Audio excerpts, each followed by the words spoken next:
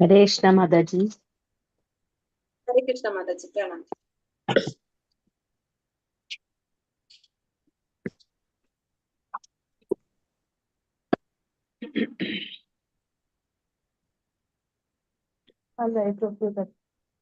हरे कृष्णा माता जी। हरे कृष्णा, हरे कृष्णा, എല്ലാവർക്കും പ്രണാമം. ഹരേ കൃഷ്ണ. ഓം നമോ ഭഗവതേ വാസുദേവായ, ഓം നമോ ഭഗവതേ വാസുദേവായ, ഓം നമോ ഭഗവതേ വാസുദേവായ. ഓം അജ്ഞാനതിമിരാന്ധസ്യ ജ്ഞാനാഞ്ജനാശലാകയ ചക്ഷുരുന്മീലിതം യേന തസ്മൈ ശ്രീ ഗുരവേ നമഃ. നമോ വിഷ്ണുപാദായ കൃഷ്ണപ്രേഷ്ഠായ ഭൂതലേ ശ്രീമതേ ഭക്തിവേദാന്ത സ്വാമിനിധി നാമിനേ. നമസ്തേ സാരസ്വതേ ദേവേ ഗൗരവാണി പ്രചാരിണേ നിർവിശേഷ ശൂന്യവാദി പാശ്ചാത്യദേശധാരിണേ. ശ്രീ കൃഷ്ണ ചൈതന്യ പ്രഭു നിത്യാനന്ദ ശ്രീ അദ്വൈത ഗദാധര ശ്രീവാസവ ഭക്തവൃന്ദ. ഹരേ കൃഷ്ണ കൃഷ്ണ കൃഷ്ണ ഹരേ ഹരേ, ഹരേ രാമ രാമ രാമ ഹരേ ഹരേ. ഹരേ കൃഷ്ണ. ശ്രീ ശ്രീ രാധാ ഗോവിന്ദ് ടെമ്പിൾ ഇസ്കോൺ മാംഗ്ലൂരിന്റെ ഭഗവത്ഗീത ക്ലാസ്സിലേക്ക് എല്ലാവർക്കും സ്വാഗതം. ഹരേ കൃഷ്ണ. എല്ലാവർക്കും പ്രണാമം. നമ്മളിന്ന് അധ്യായം 12 ഭക്തിയോഗം അല്ലെ. നമ്മളിന്ന് 12ാമത്തെ അധ്യായത്തിൽ എത്തി നിൽക്കാണ്. ഭക്തിയോഗം ആദ്യത്തെ 6 അധ്യായം കർമ്മയോഗം കഴിഞ്ഞു. 2ാമത്തെ 6 അധ്യായം ഏതാണ്? ഭക്തിയോഗം. ഭക്തിയോഗത്തിൽ ലാസ്റ്റത്തെ അധ്യായം ഇതിനെ കുറിച്ച് തന്നെ പറയുന്നത്, ഭക്തിയെ കുറിച്ച് തന്നെ പറയുന്നത് അല്ലെ. ഇന്നലെ 11ാമത്തെ അധ്യായത്തിൽ നമ്മൾ പറഞ്ഞു, ഭഗവാൻ എന്താ പറഞ്ഞത്? ഭക്തിയിലൂടെ മാത്രമേ ഭഗവാനിലേക്ക് പ്രവേശിക്കാൻ സാധിക്കുള്ളൂ അല്ലെ. ഭഗവാന്റെ നിഗൂഢതയിലേക്ക് പ്രവേശിക്കണമെങ്കിൽ എന്ത് വേണം? ഭക്തി വേണമെന്ന് പറഞ്ഞു അല്ലേ. ഹരേ കൃഷ്ണ. ഭക്തിയിലൂടെ മാത്രമേ നമുക്ക് എന്ത് സാധിക്കുള്ളൂ? ഭഗവാനെ അറിയാനായിട്ട്, ഭഗവാനിലേക്ക് പ്രവേശിക്കാൻ സാധിക്കുള്ളൂ എന്നാണ് പറഞ്ഞത്. അപ്പോ ഈ 12ാമത്തെ അധ്യായത്തില് എന്താണ് ഭക്തി, എങ്ങനെയാണ് നമ്മൾ അത് ചെയ്യേണ്ടത്, ആരാണ് ഭക്തൻ എന്നാണ് ഭഗവാൻ നമുക്കിവിടെ പറഞ്ഞു തരുന്നത് 12ാമത്തെ അധ്യായത്തില്. നമ്മളിത് 1ാമത്തെ ലെവലിൽ ഫുള്ള് പഠിച്ചു പോയതാണ് അധ്യായം. വീണ്ടും ഫുള്ള് തന്നെ നമ്മൾ അന്ന് 20 ശ്ലോകമല്ല, അപ്പൊ ഒന്ന് ഫുള്ള് നമ്മൾ പോയിട്ടുണ്ടായിരുന്നു. വീണ്ടും നമ്മൾ അത് തന്നെ പഠിക്കുന്നത് 2ാമത്തെ അധ്യായത്തിലും. കാരണം അത്രയും പ്രധാനപ്പെട്ട ഒരു അധ്യായമാണ്. 20 ശ്ലോകേ അതിലുള്ളൂ. പക്ഷെ എന്താണ്, ഭയങ്കര പ്രധാനപ്പെട്ട ശ്ലോകങ്ങളാണ് അതിലുള്ളത് അല്ലെ. പ്രഭുവിനെ കണ്ടിട്ട് 2 ദിവസമായല്ലോ നാരായണ പ്രഭുവിനെ തോന്നുന്നു. ആണോ? ഉണ്ടായിരുന്നില്ല പ്രഭു? മ്യൂട്ടാ പ്രഭു, മ്യൂട്ടില്ല. ഞാൻ 2 ദിവസം ഇല്ലായിരുന്നു, വീട്ടിലൊരു ഫംഗ്ഷൻ ഉണ്ടായിരുന്നു. ഹരേ കൃഷ്ണ. കാണാനായിട്ട് ചോദിച്ചത്. എനിക്ക് തോന്നി 2 ദിവസമായിട്ട് കണ്ടില്ല എന്ന് തോന്നി, അതിന് ചോദിച്ചത് കേട്ടോ. ഹരേ കൃഷ്ണ. ഹരേ കൃഷ്ണ, പ്രണാമം. അപ്പോ നമ്മള് ഇന്ന് 12ാമത്തെ അധ്യായം ഭക്തിയോഗം. ഭക്തിയോഗത്തിൽ അപ്പൊ എന്താ പറഞ്ഞത്? നമ്മൾക്ക് ഓർമ്മയുണ്ടോ? 1ാമത്തെ ലെവലിൽ നമ്മൾ എന്തൊക്കെയാ പഠിച്ചത്? അതില് ആർക്കെങ്കിലും ഓർമ്മയുണ്ടോ എന്തൊക്കെ കാര്യങ്ങളാണ് നമ്മൾ അതിൽ കണ്ടതെന്ന്? ഭക്തന് വേണ്ട ഗുണങ്ങളെ കുറിച്ച് പറഞ്ഞു. അതായത് ഭഗവാന് പ്രിയപ്പെട്ടവർ ആരൊക്കെയാണ്, എങ്ങനെയുള്ളവരാണ് ഭഗവാന് പ്രിയപ്പെട്ടവർ എന്നുള്ളതാണ് അതിൽ പറഞ്ഞു തരുന്നത്. പിന്നെ വന്നിട്ട് ഭക്തി ചെയ്യേണ്ടത്, നമ്മൾ 5 തരത്തിൽ ഭക്തി ചെയ്യുന്നതിനെ കുറിച്ച് പറഞ്ഞു അല്ലെ. ആദ്യം നമ്മൾ എന്ത് പറഞ്ഞു? നമ്മള് സ്വമേധയാ ചെയ്യുന്നത് പറഞ്ഞു. പിന്നെ അത് കഴിഞ്ഞിട്ട് സാധനാ ഭക്തി, ഒരു ഗുരു പറയുന്നതനുസരിച്ച് ചെയ്യുന്നതിനെ കുറിച്ച് പറഞ്ഞു. പിന്നെ ഭഗവാന് വേണ്ടി പ്രവർത്തിക്കാൻ പറഞ്ഞു. ഓർമ്മ വരുന്നുണ്ടോ? ഭഗവാന് വേണ്ടി പ്രവർത്തിക്കാൻ പറഞ്ഞു. അത് കഴിഞ്ഞിട്ട് പിന്നെ നമ്മൾ പറഞ്ഞു എന്താണ്, നമുക്ക് സാമൂഹ്യ സേവനങ്ങളൊക്കെ ചെയ്യാം, അങ്ങനത്തെ രീതിയിൽ ചെയ്യാന്ന് പറഞ്ഞു. ലാസ്റ്റ് പറഞ്ഞു ജ്ഞാനം നേടി ധ്യാനത്തിലൂടെ. അപ്പൊ അത് ഏറ്റവും നല്ലതാണ് ഏറ്റവും ഫസ്റ്റ് പറയുന്നത്. അതിന്റെ ഒരു പ്രയോറിറ്റി അനുസരിച്ച് അതിങ്ങനെ അതിന്റെ സീക്വൻസ് അങ്ങനെയാണ് വരുന്നത്. ഏറ്റവും ശ്രേഷ്ഠമായത്, ഏറ്റവും ബെസ്റ്റ് ആയിട്ടുള്ള ഏറ്റവും ഫസ്റ്റ്, അങ്ങനെ ലാസ്റ്റ് ആണ് നമ്മളോട് എന്ത് പറഞ്ഞത്? ജ്ഞാനത്തെ കുറിച്ച് പറയുന്നത്. അപ്പൊ ഏറ്റവും ഫസ്റ്റ് നമ്മൾ പറഞ്ഞെന്താണ്? നമ്മള് സ്വമേധയാ തന്നെ ചെയ്യാം ഭഗവാന് വേണ്ടിട്ട്. അതാണ് ഏറ്റവും ബെസ്റ്റ്. അപ്പൊ നമ്മള് നോക്കാം അധ്യായം 12 ഭക്തിയോഗം. കുറച്ചുള്ളതില് പറയാൻ, ശ്ലോകം അത് കുറച്ചുള്ളൂ. പക്ഷെ അധ്യായം എന്താ പറയാ, നമുക്ക് കുറച്ച് പ്രധാനപ്പെട്ട ശ്ലോകങ്ങളും കാര്യങ്ങളാണ് അതില് പറയുന്നത്. അപ്പൊ അധ്യായം 12 ഭക്തിയോഗം. ശ്രീ ശ്രീ രാധാ ഗോവിന്ദ് കി ജയ്, ശ്രീ പ്രഭുപാദ് കി ജയ്. അധ്യായം 12 20 ശ്ലോകങ്ങളാണ് മുഴുവനായിട്ട് നമുക്ക് പറയാ. അതിൽ 1 മുതൽ 7 വരെയുള്ള ശ്ലോകങ്ങള് അവ്യക്തിഗത വാദത്തിന് മേലുള്ള ഭക്തിയെ കുറിച്ചാണ് പറയുന്നത്. അവ്യക്തിഗത വാദത്തിന് മേലുള്ള ഭക്തിയെ കുറിച്ചും 8 മുതൽ 12 വരെയുള്ള ശ്ലോകങ്ങളില് ഭക്തിയുടെ പുരോഗമന ഘട്ടങ്ങളെ കുറിച്ചും അതായത് ഏറ്റവും ഉയർന്നത് മുതൽ ഏറ്റവും താഴ്ന്നത് വരെ. അതാണ് ആ ഘട്ടങ്ങൾ പറയുമ്പോൾ ഏറ്റവും മുകളില് ഏറ്റവും ഉയർന്നത് തൊട്ട് താഴ്ന്നത് വരെ, അങ്ങനെ 5 തരത്തിൽ പറയുന്നത്.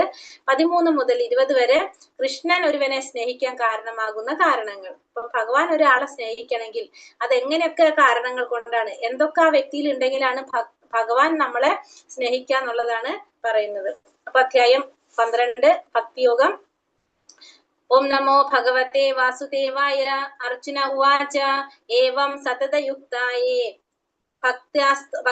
ഭക്താസ്ത്വം പരിപാസത്തെ യേ ചാപ്യക്ഷരം അവ്യക്തം തേഷാം കേ യോഗവിത്തമഃ.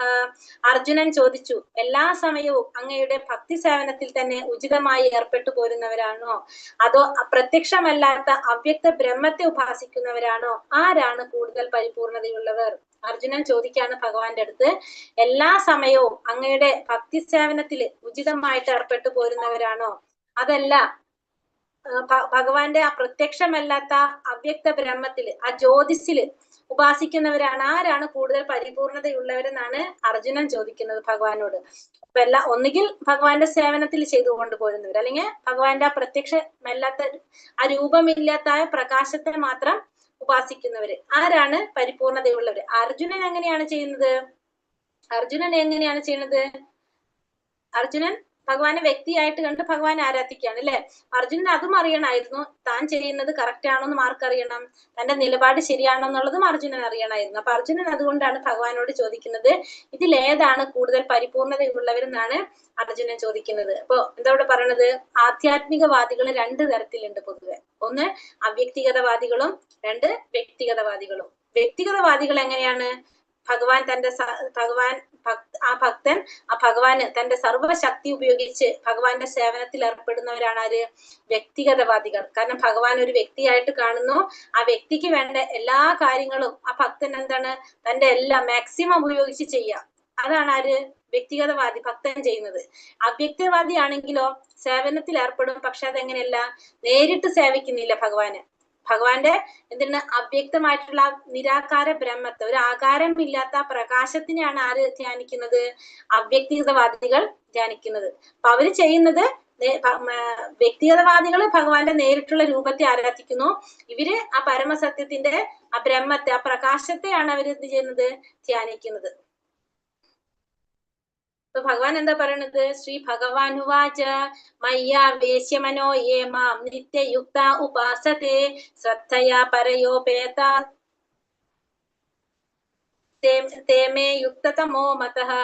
പരമദിവ്യോത്തമ പുരുഷൻ പറഞ്ഞു, എന്റെ വ്യക്തി രൂപത്തിൽ തന്നെ മനസ്സുറപ്പിച്ച് അതീന്ദ്രിയമായ ദൃഢവിശ്വാസത്തോടെ എല്ലായ്പ്പോഴും എന്നെ ആരാധിക്കുന്നതിൽ മുഴുകിയിരിക്കുന്നവരാണ് ഏറ്റവും പരിപൂർണതയുള്ളവരെന്ന് ഞാൻ കരുതുന്നു. കൂടെ ഭഗവാൻ പറയാണ്, എന്റെ വ്യക്തി രൂപത്തിൽ തന്നെ മനസ്സുറപ്പിച്ച് അതീന്ദ്രിയമായ ദൃഢവിശ്വാസത്തോടെ എല്ലായ്പ്പോഴും എന്നെ ആരാധിക്കുന്നതിൽ മുഴുകിയിരിക്കുന്നവരാണ് ഏറ്റവും പരിപൂർണതയുള്ളവരെന്ന് ഞാൻ കരുതുന്നു. അപ്പൊ ഭഗവാൻ പറയുന്നത്, ഭഗവാന്റെ വ്യക്തി രൂപത്തിൽ മാത്രം മനസ്സുറപ്പിക്കുക, അതായത് ഭഗവാനെ ഒരു വ്യക്തിയായിട്ട് കണ്ട് ആ വ്യക്തി രൂപത്തിൽ മനസ്സുറപ്പിച്ച് അതീന്ദ്രിയമായ ദൃഢവിശ്വാസത്തോടു കൂടി, ഭഗവാനിലുള്ള വിശ്വാസത്തോടെ എല്ലായ്പ്പോഴും ഭഗവാനെ ആരാധിക്കുക.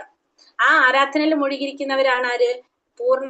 പരിപൂർണതയുള്ളവരെന്നാണ് ഭഗവാൻ കരുതുന്നത് എന്ന് ഭഗവാൻ പറയണു. എന്നിട്ട് അടുത്ത ശ്ലോകത്തിൽ ഭഗവാൻ എന്തുകൂടി പറഞ്ഞു? ഏതോക്ഷരമനിർദ്ദേശ്യം അവ്യക്തം പരിപാസത്തെ സർവത്രാഗമചിന്യം ച കുടസ്ഥാമചലം ധ്രുവം സംനിയമ്യേന്ദ്രിയഗ്രാമം സർവത്ര സമബുദ്ധയഃ തേ പ്രാപ്നുവന്തി മാമേവ സർവഭൂതാഹി തേ രതഃ. എന്നാൽ ഇന്ദ്രിയങ്ങളെല്ലാം നിയന്ത്രിച്ച് എല്ലാവരിലും സമഭാവനയോടെ സർവ്വജീവികളുടെയും നന്മയിൽ തൽപരരായിക്കൊണ്ട് ഇന്ദ്രിയങ്ങൾക്ക് ഗോചരമല്ലാത്തതും അവ്യക്തവും സർവവ്യാപ്തവും അചിന്യവും സ്ഥിരവും മാറ്റമില്ലാത്തതും ഉറച്ചതുമായതിന്, അതായത് ആ നിരപേക്ഷ തത്വത്തിന്റെ വ്യക്തിശൂന്യ സങ്കല്പത്തെ പരിപൂർണമായിട്ടും ഉപാസിക്കുന്നവരും ഒടുവിൽ എന്നെ തന്നെ പ്രാപിക്കുന്നു.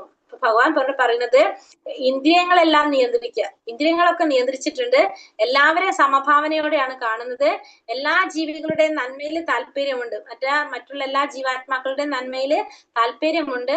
പിന്നെ ഇന്ദ്രിയങ്ങൾക്ക് ഗോചരമല്ലാത്ത, ഇന്ദ്രിയങ്ങൾ കൊണ്ട് കാണാൻ സാധിക്കാത്ത അവ്യക്തമായ സർവവ്യാപ്തമായിട്ടുള്ള എല്ലാവരും നിറഞ്ഞു നിൽക്കുന്ന അചിന്ത്യമായിട്ടുള്ള നമ്മുടെ ചിന്തകൾക്ക് അപ്പുറത്തായിട്ടുള്ള സ്ഥിരമായിട്ടുള്ളതും മാറ്റമില്ലാത്തതും ഉറച്ചതുമായതിന്, അതെന്താണത്? ആ നിരപേക്ഷ തത്വത്തെ വ്യക്തിശൂന്യ സങ്കല്പത്തെ, ആ ബ്രഹ്മത്തെ ആരാധിക്കുന്നവര് അവരും എന്താണ് ഒടുവിൽ ആരെ തന്നെ പ്രാപിക്കും? ഭഗവാനെ തന്നെ പ്രാപിക്കും. കാരണം ഭഗവാന്റെ രൂപമില്ലാത്തൊരു ഭാവമാണ് എന്ത്? ഈ ബ്രഹ്മം എന്ന് പറയുന്നത്, പ്രകാശം, ബ്രഹ്മജ്യോതി, ഭഗവാന്റെ ശരീരത്തിൽ നിന്ന് വരുന്ന പ്രകാശം. അപ്പൊ അങ്ങനെയുള്ളവരും ആരിൽ തന്നെ എത്തും? ഭഗവാനിലേക്ക് തന്നെ എത്തും. പക്ഷെ എന്താണത്? കുറെ സമയം എടുക്കുന്നു മാത്രം. ഇവിടെ ഭഗവാൻ, അവരും ഭഗവാനെ തന്നെയാണ് പ്രാപിക്കുന്നത്. പക്ഷെ സാധാരണ ജനങ്ങൾക്ക് ഇത് എങ്ങനെയാണ്? വ്യക്തിശൂന്യ സാക്ഷാത്കാരം വളരെ പ്രയാസമാണ്. കാരണം എന്താണ്? സാധാരണ ജനങ്ങൾക്ക് ഒരു പ്രകാശത്തെ നമ്മൾ എങ്ങനെ ആരാധിക്കുക? നമുക്ക് കുറച്ച് കഴിഞ്ഞ് നമുക്കത് മനസ്സിലാക്കാൻ സാധിക്കില്ല. ഒരു വ്യക്തിയാണെങ്കിൽ നമുക്ക് ആ വ്യക്തി ആരാധിക്കാനായിട്ട് ആ രൂപമുണ്ട്, നമ്മളത് ആകർഷിക്കുന്നു നമ്മളെ, അങ്ങനെ നമുക്ക് അതിന് കുറെ സേവനം ചെയ്യാൻ സാധിക്കും, അത് എളുപ്പമാണ്. പക്ഷെ ആ ശൂന്യ സാക്ഷാത്കാരം എന്ന് പറയുന്നത് സാധാരണ ജനങ്ങളെ സംബന്ധിച്ച് പ്രയാസമാണ്. ക്ലേശാധികതരസ്തേഷ അവ്യക്താസക്ത ചേതസാം അവ്യക്താഹിഗതിർ ദുഃഖം ദേഹവത്പിരവാപ്യത്തെ. പരമപുരുഷന്റെ അവ്യക്തവും വ്യക്തിശൂന്യവുമായ ഭാവത്തിൽ ആസക്ത ചിത്തരായവർക്ക് പുരോഗമനത്തിന് പ്രയാസമേറും. ശരീരികൾക്ക് ഈ വഴിക്കുള്ള മുന്നേറ്റം സദാ ദുഷ്കരമാണ്. അപ്പൊ പരമപുരുഷന്റെ അവ്യക്തമായിട്ടുള്ള വ്യക്തിശൂന്യമായ ഭാവത്തില്, അവ്യക്തവും വ്യക്തിശൂന്യവുമായിട്ടുള്ള ഭാവത്തിൽ ആസക്ത ചിത്തരായവർക്ക്, അതായത് അവ്യക്തമായിട്ടുള്ളത് വ്യക്തിശൂന്യ ഭാവം എന്ന് പറഞ്ഞാൽ എന്താണ്? നമ്മൾ ഈ പറഞ്ഞ ബ്രഹ്മഭാവം, അതിൽ ആസക്ത ചിത്തരായവർക്ക് പുരോഗമനത്തിന് പ്രയാസമേറും. ശാരീരികൾക്ക് ഈ വഴിക്കുള്ള മുന്നേറ്റം സദാ ദുഷ്കരമാണ്. ശാരീരിക ബോധത്തിലുള്ളവര്, ഭൗതികമായ ആഗ്രഹങ്ങളുള്ളവർക്കൊക്കെ എന്താണ്? ഈ തരത്തിലുള്ള മുന്നേറ്റം വളരെ പ്രയാസമാണ്. അപ്പൊ ശാരീരികത്തിലുള്ളവർക്ക്, ശാരീരികൾക്ക് ഇത് വളരെ ദുഷ്കരമാണെന്ന് പറഞ്ഞത് ഏത് ഭാവമാണ് പറഞ്ഞത്? അവ്യക്ത ഭാവത്തിലുള്ളവർ. അവ്യക്ത ഭാവത്തില് എന്താ പറയാ, ഉപാസിക്കുന്നവർക്ക് പുരോഗമനത്തിന് തടസ്സം നേടിയിടും എന്നുള്ളതാണ് ഇവിടെ ഭഗവാൻ പറയുന്നത്. അതിന് നമുക്ക് എന്താ ഇവിടെ പറഞ്ഞത്? അല്ലാത്തവർക്ക് അത് എളുപ്പമാണെന്ന് പറയാണ്. അപ്പൊ ഇവിടെ അത് നമുക്ക് പറഞ്ഞിരിക്കുന്നത് എന്താണ്? നമുക്കിപ്പോ ഭഗവാനെ നമുക്ക് നേരിട്ട് കാണാൻ സാധിക്കില്ല, അല്ലെ? ഭഗവാനെ വ്യക്തി രൂപത്തിൽ ആരാധിക്കുന്നതാണ് ഭഗവാൻ പറഞ്ഞ ഏറ്റവും ശ്രേഷ്ഠമായിട്ടുള്ളത് എന്ന് നമ്മളോട് പറഞ്ഞു. കാരണം ഒരു വ്യക്തിയായിട്ട് ഭഗവാനെ നമ്മൾ ആരാധിച്ചുകൊണ്ട് സേവനം ചെയ്തുകൊണ്ടിരിക്കുകയാണെങ്കിൽ നമുക്ക് സാക്ഷാത്കാരം നമുക്ക് എളുപ്പത്തിൽ സാധിക്കുമെന്ന് പറഞ്ഞു. അപ്പൊ നമുക്കറിയാം, നമുക്ക് എന്താണ്, നമ്മുടെ ഇന്ദ്രിയങ്ങൾ അപൂർണമായത് കൊണ്ട് നമുക്ക് എന്ത് സാധിക്കില്ല? ഇപ്പൊ ഭഗവാൻ നമ്മുടെ മുന്നിൽ വന്നു നിന്നാലും നമുക്ക് കാണാൻ സാധിക്കില്ല ഭഗവാന്. അപ്പൊ അതുകൊണ്ടാണ് നമുക്കിവിടെ എന്ത് വന്നിരിക്കുന്നത്? അർച്ചാവിഗ്രഹങ്ങൾ ഉള്ളത്. അർച്ചാവിഗ്രഹം എന്ന് വെച്ചാൽ എന്താണ്? അർച്ചാവിഗ്രഹം എന്ന് വെച്ചാൽ നമ്മുടെ ഇന്ദ്രിയങ്ങൾ, നമ്മുടെ ഭൗതികമായിട്ടുള്ള ഇന്ദ്രിയങ്ങൾക്ക് കാണാൻ സാധിക്കാവുന്ന വിധത്തില് ഈ ഭൗതിക ലോകത്തില്, ഭൗതിക പ്രപഞ്ചത്തിലുള്ള ആ ഭൗതിക മൂലകങ്ങൾ കൊണ്ട് നിർമ്മിച്ച ഭഗവാന്റെ അവതാരങ്ങളാണ് എന്ത്? ഭഗവാന്റെ പരമപുരുഷന്റെ അവതാരമാണ് അർച്ചാവിഗ്രഹം. അർച്ചാവിഗ്രഹം എന്ന് പറഞ്ഞാല് എന്താണ് അർത്ഥം? നമ്മുടെ ഇന്ദ്രിയങ്ങൾക്ക് കൊണ്ട് കാണാൻ സാധിക്കാവുന്ന വിധത്തിലുള്ള ഈ ഭൗതിക മൂലകങ്ങൾ കൊണ്ട് നിർമ്മിച്ചിട്ടുള്ള പരമപുരുഷന്റെ അവതാരമാണ് എന്ത്? ഈ അർച്ചാവിഗ്രഹം എന്ന് പറയുന്നത്. അപ്പൊ ഈ അർച്ചാവിഗ്രഹത്തിൽ നമ്മൾ എന്ത് സമർപ്പിച്ചാലും അത് ആർക്കാണ് കിട്ടുന്നത്? ഭഗവാനാണ് കിട്ടുന്നത്. അർച്ചാവിഗ്രഹത്തിൽ നമ്മൾ എന്ത് സമർപ്പിച്ചാലും ആർക്ക് തന്നെ കിട്ടും? ഭഗവാന് തന്നെ കിട്ടും. കാരണം ഈ അർച്ചാവിഗ്രഹങ്ങൾ എന്ന് പറയുന്നത് ഭഗവാന്റെ തന്നെ അവതാരാണത്. കാരണം നമുക്ക് ഭഗവാൻ ഇവിടെ അവതരിച്ചു, നമ്മുടെ മുന്നിൽ വന്നു കഴിഞ്ഞാൽ നമുക്ക് മനസ്സിലാവില്ല ഇത് ഭഗവാനാണെന്ന്. അപ്പൊ അതുകൊണ്ട് എന്താണ്? ഭഗവാൻ അർച്ചാവിഗ്രഹ രൂപത്തില് ഈ ഭൗതിക മൂലകങ്ങൾ കൊണ്ട് നിർമ്മിച്ച അർച്ചാവിഗ്രഹങ്ങളായിട്ടാണ് ഭഗവാൻ എവിടെ അവതരിച്ചിരിക്കുന്നത്? ഈ യുഗത്തില് ഇവിടെ ഉള്ളത്. അപ്പൊ അതിന് നമുക്ക് പറയുന്ന ഒരു ഉദാഹരണം എങ്ങനെയാ പറയുന്നത്? തപാൽ പെട്ടി, തെരുവില് പല സ്ഥലത്തും എന്തുണ്ടാവും? തപാൽ പെട്ടികൾ സ്ഥാപിച്ചിട്ടുണ്ടാവും. ആ തപാൽ പെട്ടികൾ പല സ്ഥലത്തും സ്ഥാപിച്ചിട്ടുള്ള തപാൽ പെട്ടിയിൽ കൊണ്ട് ലെറ്റർ ഇട്ട് കഴിഞ്ഞാലും ആ കത്തുകൾ എവിടേക്ക് കിട്ടും? ആ കറക്റ്റ് അഡ്രസ് ചെയ്തിരിക്കുന്ന സ്ഥലത്തേക്ക് ആ കത്ത് കിട്ടും. ആ കറക്റ്റ് ആയിട്ടുള്ള സ്ഥലത്തേക്ക് തന്നെ ആ കത്തുകൾ കിട്ടും. അതേപോലെ തന്നെയാണ് എന്ത്? പരമപുരുഷനായിട്ടുള്ള ഭഗവാൻ ആ അർച്ചാവിഗ്രഹത്തിൽ നമ്മൾ അർപ്പിക്കുന്ന പുഷ്പങ്ങൾ ആരിലേക്കാണ് എത്തുന്നത്? ഭഗവാന്റേക്കാണ് എത്തുന്നത്. അപ്പൊ അർച്ചാവിഗ്രഹങ്ങൾ, ഹരേ കൃഷ്ണ, അമ്പലങ്ങളിലൊക്കെ ഉള്ള വിഗ്രഹങ്ങളല്ലേ മാതാജി ഉദ്ദേശിക്കുന്ന അർച്ചാവിഗ്രഹം എന്നുള്ളത് കൊണ്ട്? അതാണ് ഉദ്ദേശിക്കുന്നത് കേട്ടോ, അർച്ചാവിഗ്രഹങ്ങൾ. അപ്പൊ അർച്ചാവിഗ്രഹം അമ്പലത്തിലുള്ള വിഗ്രഹങ്ങൾ എന്ന് മാത്രല്ല, ഫോട്ടോസ് ആയാലും ആകും. എന്തായിരിക്കണം എന്ന് മാത്രമേ കാണാൻ പറ്റുന്ന രീതിയിലുള്ള വിഗ്രഹങ്ങളോ ഫോട്ടോസ് എന്തായാലും അതൊക്കെ അർച്ചാവിഗ്രഹത്തിൽ പെടുന്നു. നമ്മളെ മുന്നിൽ കാണുന്ന എല്ലാതും, അതാണ് പറഞ്ഞത്, നമ്മൾക്ക് കാണാൻ സാധിക്കുന്ന എല്ലാതും ഭഗവാന്റെ അർച്ചാവിഗ്രഹങ്ങളാണ്. അപ്പൊ അംഗീകൃതമായിട്ടുള്ള പ്രാതിനിധ്യമുള്ള ഒരു വിഗ്രഹ ഈശ്വരനുണ്ട്. അപ്പൊ അതാണ് നമ്മൾ അർച്ചാ വിഗ്രഹം എന്ന് പറയുന്നത്. അപ്പൊ നമ്മൾ അതിനെ പറയണെന്ന് വെച്ചാണ് ആ വിഗ്രഹത്തിൽ നമ്മൾ എന്ത് സമർപ്പിച്ചാലും അത് ആർക്കാണ് എത്തുന്നത്? ഭഗവാനാണ് എത്തുന്നത്. നമ്മൾ ആ തപാൽ പെട്ടിയിൽ ലെറ്റർ ഇട്ടാലും അത് കറക്റ്റ് അഡ്രസ്സിലേക്ക് എത്തുന്നത് പോലെ ആ വിഗ്രഹത്തിൽ സമർപ്പിക്കുന്നതൊക്കെ ആരിലേക്ക് എത്തും? ഭഗവാനിലേക്കാണ്. ഭഗവാനാണ് അത് സ്വീകരിക്കുന്നത്. ഇതിലൂടെ നമ്മുടെ സേവനത്തെ ആര് സ്വീകരിക്കാണ്? ഭഗവാൻ സ്വീകരിക്കാണ്. അപ്പൊ അർച്ചാ വിഗ്രഹം എന്ന് പറഞ്ഞാല് നമുക്ക് മനസ്സിലാക്കാവുന്ന രീതിയിൽ, നമുക്ക് കാണാവുന്ന രീതിയിലുള്ള നമ്മുടെ ഭൗതിക മൂലകങ്ങൾ കൊണ്ട് നിർമ്മിച്ച ഭഗവാന്റെ അവതാരങ്ങളാണ് എന്ത്? ഈ അർച്ചാ വിഗ്രഹം എന്ന് പറയുന്നത്. ആ അർച്ചാ വിഗ്രഹത്തിൽ സമർപ്പിക്കുന്നതെല്ലാം ആർക്ക് കിട്ടും? ഭഗവാൻ തന്നെയാണ് സ്വീകരിക്കുന്നത്. നമ്മുടെ സേവനം ഭഗവാൻ സ്വീകരിക്കുകയാണ് ചെയ്യുന്നത്. അപ്പൊ അതിന് പറഞ്ഞിരിക്കുന്നത് ഒരു തപാൽ പെട്ടി, തെരുവിൽ പല സ്ഥലത്തും തപാൽ പെട്ടികൾ ഉണ്ടെങ്കിൽ ആ തപാൽ പെട്ടികളിൽ നമ്മൾ ലെറ്റർ ഇട്ട് കഴിഞ്ഞാൽ ഓട്ടോമാറ്റിക്കലി ആ അഡ്രസ് ഏതാണോ അവർക്ക് തന്നെ അത് കിട്ടും. അതേപോലെ തന്നെയാണ് അർച്ചാ വിഗ്രഹത്തിൽ സമർപ്പിക്കുന്നത്. യേതു സർവാണി കർമാണി മയി സന്യസ്യ മത്പരഃ അനന്യേനൈവ യോഗേന മാം ധ്യായന്ത ഉപാസതേ തേഷാമഹം സമുദ്ധർത്ത മൃത്യു സംസാര സാഗരാത് ഭവാമി ന ചിരാത് പാർത്ഥ മയ്യാവേശിത ചേതസാം. ഹേ പാർത്ഥ, എന്നാൽ എന്നെ എല്ലായ്പ്പോഴും ധ്യാനിച്ചുകൊണ്ട് സർവകർമ്മങ്ങളും എനിക്കായി അർപ്പിച്ചുകൊണ്ട് എന്നിൽ മനസ്സ് അചഞ്ചലമായി ഊന്നിക്കൊണ്ട് ഭക്തിയുടെ സേവനത്തിൽ ഏർപ്പെട്ടു പോരുന്നവരെ ഞാൻ വേഗത്തിൽ ജനന മരണങ്ങളുടെ ഈ സമുദ്രത്തിൽ നിന്ന് കരകയറ്റും. ഇനി ഭഗവാൻ പറയാണ് അർജുനനോട്, ഹേ പാർത്ഥ, എന്നെ എല്ലായ്പ്പോഴും ധ്യാനിച്ചുകൊണ്ട്, എപ്പോഴും എന്നെ ധ്യാനിച്ചുകൊണ്ട് സർവകർമ്മങ്ങളും എനിക്കായി അർപ്പിച്ചുകൊണ്ട് എപ്പോഴും എന്നെ ധ്യാനിക്കുക, പിന്നെ എല്ലാ കർമ്മങ്ങളും എനിക്കായിട്ട് സമർപ്പിക്കുക, മനസ്സ് അചഞ്ചലമായി ഊന്നിക്കൊണ്ട്, മനസ്സ് എങ്ങനെയാണ് ഒട്ടും ചഞ്ചലമില്ലാതെ അചഞ്ചലമായിട്ട് ഊന്നിക്കൊണ്ട് ഭക്തിയുടെ സേവനത്തിൽ ഏർപ്പെട്ടു പോരാണെങ്കിൽ, ഭക്തിയുടെ സേവനം ചെയ്യുകയാണെങ്കിൽ അവരെ ഭഗവാൻ എന്ത് ചെയ്യും? ജനന മരണങ്ങളുടെ ആ സമുദ്രത്തിൽ നിന്ന് ഭഗവാൻ അവരെ കരകയറ്റും. അപ്പൊ എപ്പോഴും ഭഗവാനെ ധ്യാനിച്ച് ഭഗവാന് വേണ്ടി കർമ്മങ്ങൾ ചെയ്തുകൊണ്ട് ഭക്തിയുടെ സേവനം ചെയ്യുകയാണെങ്കിൽ അവരെ ഭഗവാൻ എന്ത് ചെയ്യും? ജനന മരണങ്ങളുടെ ഈ സമുദ്രത്തിൽ നിന്ന് ഭഗവാൻ രക്ഷിക്കുമെന്ന് പറയാണ്, കരകയറ്റുമെന്ന് പറയാണ്. ഒരു ശിശു പൂർണ്ണമായിട്ടും അച്ഛനമ്മമാരുടെ ചുമതലയിലാണ്. അതുകൊണ്ട് അതിന്റെ സ്ഥിതി സുരക്ഷിതമാണ്. നമുക്കറിയാലോ, ഒരു കുട്ടി അച്ഛൻ്റെ അമ്മയുടെ ചുമതലയിലായിരിക്കുമ്പോ ആ കുട്ടി പൂർണ്ണമായിട്ടും എങ്ങനെയാണ്? സുരക്ഷിതമാണ്. ആ കുട്ടിക്ക് ഭയങ്കര ധൈര്യമായിരിക്കും. കാരണം എന്തെങ്കിലും ഉണ്ടെങ്കിൽ ആരുണ്ട്? അച്ഛനും അമ്മയുണ്ട് എന്നെ രക്ഷിക്കാനായിട്ട്. അപ്പൊ അതേപോലെ തന്നെ ഇപ്പൊ നമ്മള് എന്താ പറയണ, ഇവിടെ സമുദ്രത്തിൽ വീണ് പോയി കഴിഞ്ഞ ഒരു വ്യക്തി സമുദ്രത്തിൽ വീണ് പോയി കഴിഞ്ഞാല് ആ വ്യക്തി എത്ര പാടുപെട്ടാലും ആ വ്യക്തിക്ക്, നല്ലൊരു നീന്തൽക്കാരനാണെങ്കിൽ പോലും ആ വ്യക്തിക്ക് എന്ത് സാധിക്കണമെന്നില്ല? അതിൽ നിന്ന് കയറി വരാനായിട്ട്, രക്ഷപ്പെടാൻ സാധിക്കണമെന്നില്ല. പക്ഷെ വേറൊരാൾക്ക് എന്ത് സാധിക്കും? അയാളെ പൊക്കിയെടുത്ത് വെള്ളത്തിൽ നിന്ന് രക്ഷപ്പെടുത്താൻ സാധിക്കും. അതാണ് ആര് ചെയ്യണത്? ഭഗവാൻ ചെയ്യണത്. അതായത് നമ്മള് ഭൗതിക ലോകത്തിൽ നമ്മളെ കരകയറ്റും എന്നാ പറഞ്ഞത് ഭഗവാൻ. മുന്നത്തെ ശ്ലോകത്തിൽ എന്താ പറഞ്ഞത്? ഇവിടെ ശ്ലോകത്തിൽ പറഞ്ഞത് ജനന മരണങ്ങളുടെ സമുദ്രത്തിൽ നമ്മളെ കരകയറ്റും എന്ന് പറഞ്ഞു ഭഗവാൻ. അപ്പൊ നമ്മളെ ഈ ജനന മരണ സമുദ്രത്തിൽ നിന്ന് കരകയറ്റുക എന്ന് വെച്ചാൽ എന്താണ്? ഈ ഭൗതിക ലോകത്ത് നമുക്ക് എവിടേക്ക് പോകണം? ആത്മീയ ലോകത്തിലേക്ക് പോകണം.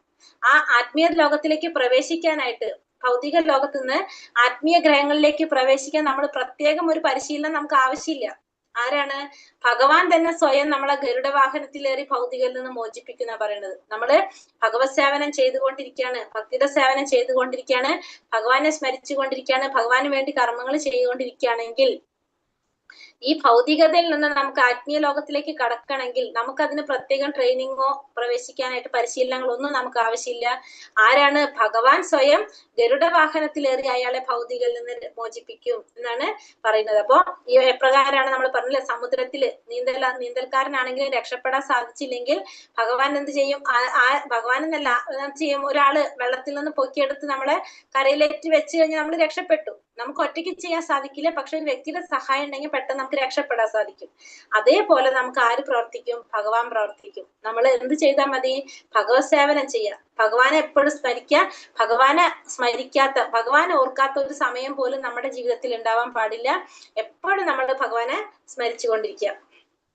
ഇനി അടുത്തത് ഭക്തിയുടെ പുരോഗമന ഘട്ടങ്ങളെ കുറിച്ചാണ് പറയുന്നത്. അതാണ് ഇനി നമ്മൾ പറയണത്. ഭക്തിയുടെ എങ്ങനെയൊക്കെയാണ് ഭഗവാനെ പ്രാപിക്കാൻ സാധിക്കുന്നത്? ഭക്തിയുടെ പുരോഗമന ഘട്ടങ്ങൾ എന്നാ പറയുന്നത്. അപ്പൊ ഏറ്റവും ഉയർന്നത് ഏറ്റവും മുകളില്, ഏറ്റവും താഴ്ത്തു വരുന്നത് ഏറ്റവും താഴ്ന്നതായിട്ടുള്ളത്. അപ്പൊ അങ്ങനെയാണ് പറയുന്നത്. അപ്പൊ ഒന്നാമത്തെ പറയണത് ഭഗവാനിൽ മനസ്സുറപ്പിച്ച് ബുദ്ധിയെ വ്യാപരിപ്പിക്കുക. ഭഗവാനിൽ മനസ്സുറപ്പിച്ച് ബുദ്ധിയെ വ്യാപരിപ്പിക്കുക. അതിനെ നമ്മൾ പറയും അനന്യ ഭക്തി എന്ന് പറയും. രണ്ടാമത്തത് കൃഷ്ണനെ ഓർക്കാനും നേടാനുമുള്ള ഒരാളുടെ ആഗ്രഹവും കഴിവും വർദ്ധിപ്പിക്കുന്നതിന് ഭക്തിയോഗത്തിന്റെ നിബന്ധനകൾ അനുഷ്ഠിച്ച് പ്രവർത്തിക്കുക. അതായത് ഒരു ഗുരുവിലൂടെ നമ്മൾ ചെയ്യുക. അതാണ് നമ്മൾ സാധനാ ഭക്തി എന്ന് പറയും. രണ്ടാമത്തത്, ഫസ്റ്റത്തെ അനന്യ ഭക്തി, രണ്ടാമത്തത് സാധനാ ഭക്തി. മൂന്നാമത്തത് തന്റെ കർമ്മം ഭഗവാൻ അർപ്പിക്കുക, നിഷ്കാമ കർമ്മം ചെയ്യുക. കർമ്മം ആർക്ക് അർപ്പിക്കാണ്? ഭഗവാന് സമർപ്പിക്കുകയാണ്. കർമ്മം ചെയ്യുന്നു, ഭഗവാന് സമർപ്പിച്ചുകൊണ്ട് ചെയ്യുന്നതാണ് നിഷ്കാമ കർമ്മം ചെയ്യുക. നാലാമത്തത് തന്റെ കർമ്മഫലം ഭഗവാന് സമർപ്പിക്കുക. കർമ്മം ഭഗവാന് സമർപ്പിക്കുന്നു. നാലാമത്തത് കർമ്മത്തിന്റെ ഫലം ഭഗവാന് സമർപ്പിക്കുന്നു. അതാണ് എന്ത്? സകാമ കർമ്മം. നാലാമത്തെ സകാമ കർമ്മം. അടുത്തത് ജ്ഞാനാർജനവും ധ്യാനവും. ജ്ഞാനം ആർജിക്കുക, അതിലൂടെ നമുക്ക് എന്ത് ചെയ്യാം? ഭഗവാൻ ധ്യാനിക്കുക. പരമാത്മാവിനെ ധ്യാനിച്ചുകൊണ്ട് ഭഗവാനിലൂടെ നമുക്ക് സാക്ഷാത്കാരം നേടാൻ സാധിക്കും. അപ്പൊ ഈ 5 കാര്യങ്ങളാണ് എന്ന് പറയുന്ന ഭക്തിയുടെ പുരോഗമന ഘട്ടങ്ങൾ എന്ന് പറയുന്നത്. അതിൽ ഒന്നാമത്തെ നോക്കാം. മയ്യേവ മന ആതസ്വ മയീം ബുദ്ധി നിവേശയ നിവശിഷ്യസി മയ്യേവ അശ ഊർത്തം ന സംശയഃ. പരമദിവ്യോത്തമ പുരുഷനായ എന്നിൽ മനസ്സുറപ്പിച്ച് ബുദ്ധിയെ വ്യാപരിപ്പിക്കുക. അപ്രകാരം നീ എല്ലായ്പ്പോഴും എന്നിൽ തന്നെ വാഴും, സംശയമില്ല. അപ്പോ പരമദിവ്യോത്തമ പുരുഷനായ എന്നിൽ മനസ്സുറപ്പിച്ച് ബുദ്ധിയെ വ്യാപരിപ്പിക്കുക. ഒന്നാമത്തെ എന്താ പറയുന്നത്? ഭഗവാനിൽ മനസ്സുറപ്പിച്ചുകൊണ്ട് ബുദ്ധിയെ വ്യാപരിപ്പിക്കുക എന്നുള്ളതാണ് ഒന്നാമത്തെ പറയുന്നത്. അപ്രകാരം നീ എല്ലായ്പ്പോഴും എന്നിൽ തന്നെ വാഴും എന്നുള്ള സംശയമില്ല. അപ്പൊ നമ്മൾ ഒന്നാമത്തിൽ നമ്മൾ എന്താ പറഞ്ഞത്? ഭഗവാനില് നമ്മുടെ മനസ്സ് എങ്ങനെയായിരിക്കണം? ഭഗവാനിലായിരിക്കണം. ബുദ്ധി മനസ്സും ഒക്കെ ഭഗവാനിലായിരിക്കണം. അത് തന്നെത്താനെ നമുക്ക് വരുന്നതാണ്. അങ്ങനെ നമുക്ക് ചെയ്യാൻ സാധിച്ചു കഴിഞ്ഞാൽ നമുക്ക് ഭഗവാനിൽ തന്നെ വാഴാൻ സാധിക്കും എന്നുള്ളത് ഒരു സംശയവും ഇല്ല. അതായത് അങ്ങനെയുള്ളവർക്ക് എന്താണ്? ഭക്തിപൂർവ്വം ഭഗവാന്റെ സേവനത്തിൽ ഏർപ്പെട്ടിരിക്കുന്നവർക്ക് ഭഗവാനുമായിട്ട് നേരിട്ടുള്ള ഒരു ബന്ധമാണ് ഉള്ളത്. അപ്പൊ അത് ആരംഭം മുതൽക്ക് തന്നെ അവർക്ക് എന്തുണ്ടാവും? ആ നിലയിൽ അവരായിരിക്കും. കാരണം തുടക്കത്തിലെ തന്നെ അവർക്ക് ഉണ്ടാകുന്നതാണ് എന്ത്? ഭഗവാനിൽ മനസ്സുറച്ച് ബുദ്ധി വ്യാപരിപ്പിക്കുക എന്ന് പറഞ്ഞാല് ആദ്യമേ തൊട്ട് അവർക്ക് ഉണ്ടാകണം. അതായത് ഭഗവാന്റെ തിരുനാമത്തിനും ഭഗവാനും തമ്മിൽ യാതൊരു വ്യത്യാസവും ഇല്ല. ഭഗവാനും ഭഗവാന്റെ നാമവും തമ്മിൽ യാതൊരു വ്യത്യാസമില്ല. ഒരു ഭക്തൻ ഹരേ കൃഷ്ണ മഹാമന്ത്രം ഉച്ചരിക്കുമ്പോൾ ഭഗവാൻ കൃഷ്ണനും ഭഗവാന്റെ അന്തരംഗ ശക്തിയായിട്ടുള്ള രാധാറാണിയും നാവിന്മേൽ നൃത്തമാടുന്നു എന്ന് പറയാം. അപ്പൊ നമ്മൾ ഭഗവാന്റെ നാമം ജപിക്കുമ്പോ ഭഗവാനും ഭഗവാന്റെ അന്തരംഗ ശക്തിയും രാധാറാണിയും എന്താണ്? നാവിന്മേൽ നൃത്തമാടുന്നു എന്നാണ് പറയുന്നത്. അപ്പൊ ഭഗവാന്റെ നാമം ഭഗവാനും തമ്മില് യാതൊരു വ്യത്യാസമില്ല. നാമം ജപിക്കുമ്പോ അപ്പൊ ഭഗവാൻ ആരുടെ കൂടെയുണ്ട്? നമ്മുടെ കൂടെ ഉണ്ടാവും. ഭഗവാൻ പിന്നെ ആ ഭക്തൻ കൃഷ്ണന് വേണ്ടിയിട്ട് നൈവേദ്യം അർപ്പിക്കുമ്പോഴോ ഭഗവാൻ അത് സ്വയം ആസ്വദിക്കും. എന്നിട്ട് ഭഗവാൻ ആ ഉച്ഛിഷ്ടം ഭക്ഷിച്ച് ഭക്തൻ എന്ത് സാധിക്കും? കൃഷ്ണവൽക്കരിക്കപ്പെടും. അത് കാരുണ്യം തരും നമുക്ക്. ഭഗവാന് നമ്മൾ നൈവേദ്യം അർപ്പിക്കുമ്പോൾ ഭഗവാൻ അത് സ്വീകരിച്ചുകൊണ്ട് നമുക്ക് കാരുണ്യം പകരും. അത്തരം സേവന പ്രക്രിയയിൽ ഏർപ്പെടാത്തവർക്ക് ഇതെങ്ങനെ സംഭവിക്കുന്നെന്ന് മനസ്സിലാകില്ല. എങ്കിലും ഭഗവത്ഗീതയും മറ്റു വൈദിക സാഹിത്യങ്ങളും ശുപാർശ ചെയ്യുന്ന പ്രക്രിയയാണ്. അപ്പൊ ഭഗവത്ഗീത അതുപോലെ തന്നെ മറ്റുള്ള ശാസ്ത്രങ്ങൾ ശുപാർശ ചെയ്യുന്ന ഒരു പ്രക്രിയയാണ് എന്ത്? ഈ 2 കാര്യങ്ങളൊന്ന് ഭഗവാന്റെ നാമം ജപിക്കുന്നതും ഭഗവാന് നിവേദ്യം അർപ്പിക്കുന്നതും. ഇത് നമ്മൾ ചെയ്യുന്നത് എങ്ങനെയാണ്? സ്വമേധയാ ചെയ്യുന്നതാണ്. ആരും പറഞ്ഞിട്ടോ നിർബന്ധിച്ചിട്ടോ ചെയ്യുന്നതല്ല. നമ്മൾ സ്വയം അത് ചെയ്യുന്നതാണ്. അതാണ് ഇത് പറയുന്നത് അനന്യ ഭക്തി എന്ന് പറയുന്നത്. ഭഗവാന് വേണ്ടിയിട്ട് മാത്രം നമ്മൾ ചെയ്യാം. ഭഗവാനിൽ മാത്രം വിശ്വസിച്ചുകൊണ്ട് ഭഗവാന് വേണ്ടിയിട്ട് മാത്രം ഭഗവാന്റെ നാമം ജപിക്കുന്നു, ഭഗവാന് നൈവേദ്യം അർപ്പിക്കുന്നു. അങ്ങനെ ഭഗവാൻ എന്തൊക്കെ സേവനം ചെയ്യാൻ സാധിക്കും അതൊക്കെ നമ്മൾ ചെയ്യാം. അതെങ്ങനെയാ? നമ്മൾ സ്വമേധയാ നമ്മുടെ ഉള്ളിൽ നമ്മൾ നേരിട്ട് ഭഗവാന് സ്വമേധയാ നമ്മൾ ചെയ്യുന്നതാണ് എന്ത്? ഇത് ഒന്നാമത്തത് പറയുന്നത്. അതാണ് ഫസ്റ്റത്തെ അനന്യ ഭക്തി എന്ന് നമ്മൾ അതിനെ പറയും. 9ാമത്തെ അധ്യായത്തിൽ നമ്മൾ പറഞ്ഞു അനന്യ ഭക്തിയെ കുറിച്ച്. അതാണ് ഒന്നാമത്തെ. രണ്ടാമത്തതാണ് സാധനാ ഭക്തി. രണ്ടാമത്തെ എന്താണ്? സാധനാ ഭക്തി. അഥ ചിത്തം സമാധാതും ന ശക്നോഷി മയി സ്ഥിരം അഭ്യാസ യോഗേന തതോ മാമി ചാപ്തും ധനഞ്ജയ. പ്രിയപ്പെട്ട അർജുന, ധനത്തെ ജയിച്ചവനെ, എന്നിൽ മനസ്സുറപ്പിച്ച് നിർത്താൻ നിനക്ക് കഴിയുന്നില്ലെങ്കിൽ ഭക്തിയോഗത്തിന്റെ നിബന്ധനകൾ അനുഷ്ഠിച്ചുകൊണ്ട് എന്നെ പ്രാപിക്കാനുള്ള ആഗ്രഹം വളർത്തുക. ഇനി ഈ പറഞ്ഞ പോലെ നിനക്ക് എന്നിൽ മനസ്സുറപ്പിച്ചിട്ട് എനിക്ക് വേണ്ടിയിട്ട് ചെയ്യാൻ നിനക്ക് സാധിക്കുന്നില്ല എന്ന് വിചാരിക്കുക. അങ്ങനെയാണെങ്കിൽ നീ എന്ത് ചെയ്യണം? ഈ ഭക്തിയോഗത്തിന്റെ നിബന്ധനകളെല്ലാം അനുഷ്ഠിച്ചുകൊണ്ട് എന്നെ പ്രാപിക്കാനുള്ള ആഗ്രഹം വളർത്തുക. അപ്പൊ ആ പറഞ്ഞത് നിനക്ക് സാധിക്കുന്നില്ല, നീ എന്ത് ചെയ്യാ? ഭക്തിയോഗത്തിന്റെ നിബന്ധനകൾ അനുഷ്ഠിച്ചുകൊണ്ട് ഭഗവാനെ പ്രാപിക്കാനുള്ള ആഗ്രഹം വളർത്താനാണ് രണ്ടാമത്തെ പറയുന്നത്. അപ്പൊ ഭക്തിയോഗത്തിന്റെ നിബന്ധനകൾ അനുഷ്ഠിക്കാന്ന് വെച്ചാല് നമ്മള് ഭക്തിയുടെ പറയുന്ന നിയമങ്ങൾ, എത്ര നിയമങ്ങളുണ്ട് ആ നിയമങ്ങൾ മുഴുവൻ നമ്മൾ അനുസരിക്കുക. നമ്മളത് ഒരു ഗുരുവിനെ സ്വീകരിക്കുക, ആ ഗുരു പറഞ്ഞതനുസരിച്ച് നമ്മൾ പ്രവർത്തിക്കുക. അതൊക്കെയാണ് എന്ത് വരുന്നത്, ഭക്തിയോഗത്തിന്റെ നിബന്ധനകൾ അനുഷ്ഠിക്കുക എന്ന് പറഞ്ഞാൽ നമ്മൾ തുടർച്ചയായിട്ട് നമുക്ക് ചെയ്യാൻ സാധിക്കില്ലാത്തതുകൊണ്ടാണല്ലോ ഈ പ്രോബ്ലം വരുന്നത്. അപ്പൊ നമ്മൾ എന്ത് ചെയ്യുന്നു, നമ്മളൊരു ആചാര്യനെ, നമുക്ക് ആവശ്യമായിട്ടുള്ള നമുക്ക് വേണ്ട കാര്യങ്ങൾ പറഞ്ഞു തരാൻ സാധിക്കുന്ന ഒരു ആചാര്യനെ നമ്മൾ തെരഞ്ഞെടുക്കും. ആ തെരഞ്ഞെടുത്ത് നമ്മൾ ആ ഗുരു പറയുന്നതനുസരിച്ച് ആ ഗുരു പറയുന്ന പോലെ പരിശീലനത്തിലൂടെ തത്വങ്ങളെല്ലാം പാലിച്ചുകൊണ്ട് നമ്മൾ എന്ത് ചെയ്യാണ്, ഈ ഭക്തിയോഗത്തിന്റെ നിബന്ധനകൾ അനുഷ്ഠിച്ചു പോരാണ് ചെയ്യുന്നത്. അതാണ് എന്ത് രണ്ടാമത്തെ പറയുന്നത്. അപ്പൊ നമ്മളത് ചെയ്യുന്നു, പക്ഷെ ഒരു ഗുരു പറയുന്നതനുസരിച്ച് നമ്മൾ ചെയ്യുന്നു. അതാണ് രണ്ടാമത്തത് പറയുന്നത്. ഒരു ആത്മീയ ആചാര്യന്റെ മേൽനോട്ടത്തിൽ വേണ്ടുന്ന നിയമനിബന്ധനകളോടെ ചെയ്യുന്ന ഭക്തി പരിശീലനം ആരെയും ഭഗവത് പ്രേമത്തിലെത്തിക്കും. അപ്പൊ അങ്ങനെ നമ്മൾ ആ ആചാര്യൻ പറഞ്ഞതനുസരിച്ച് നിയമനിബന്ധനകളെല്ലാം അനുസരിച്ച് കൊണ്ട് ചെയ്യുമ്പോൾ നമുക്ക് എന്താണ് ആ തലത്തിലേക്ക് എത്താനായിട്ട് സാധിക്കും. അതാണ് രണ്ടാമത്തെ പറയണം, അനന്യഭക്തി. ഇനി മൂന്നാമത്തെ എന്താണ്, നിഷ്കാമ കർമ്മം ചെയ്യുന്നു. കർമ്മം ചെയ്യുന്നു, കർമ്മത്തിന്റെ ഫലം ആർക്ക് സമർപ്പിക്കുന്നു, കർമ്മം ചെയ്യുന്നു, ആ കർമ്മം ഭഗവാന് സമർപ്പിച്ചുകൊണ്ട് ചെയ്യുക. അതാണ് മൂന്നാമത്തെ പറയുന്നത്. കർമ്മം ചെയ്യുന്നു, കർമ്മം ചെയ്യുന്നത് ഭഗവാന് സമർപ്പിച്ചുകൊണ്ട്. അതായത് കർമ്മം ഭഗവാന് സമർപ്പിച്ചുകൊണ്ട് ചെയ്യാന്ന് വെച്ചാൽ എന്താണ്, ഭഗവാനുമായിട്ടുള്ള ബന്ധപ്പെട്ട കാര്യങ്ങൾ മുഴുവൻ നമ്മൾ ചെയ്തു കൊടുക്കുക. അതാണ് കർമ്മം ഭഗവാന് സമർപ്പിക്കുന്നത്. അഭ്യാസേപ്യ സമർത്ഥോസി കർമ്മ പരമോ ഭവ മദർത്ഥാമപി കർമാണി കുർവൻ സിദ്ധിമ വാപ്സ്യസി. ഭക്തിയോഗത്തിന് വേണ്ടുന്ന നിബന്ധനകൾ അനുഷ്ഠിക്കാൻ നിനക്ക് കഴിവില്ലെങ്കിൽ എനിക്ക് വേണ്ടി പ്രവർത്തിക്കാൻ ശ്രമിക്കൂ.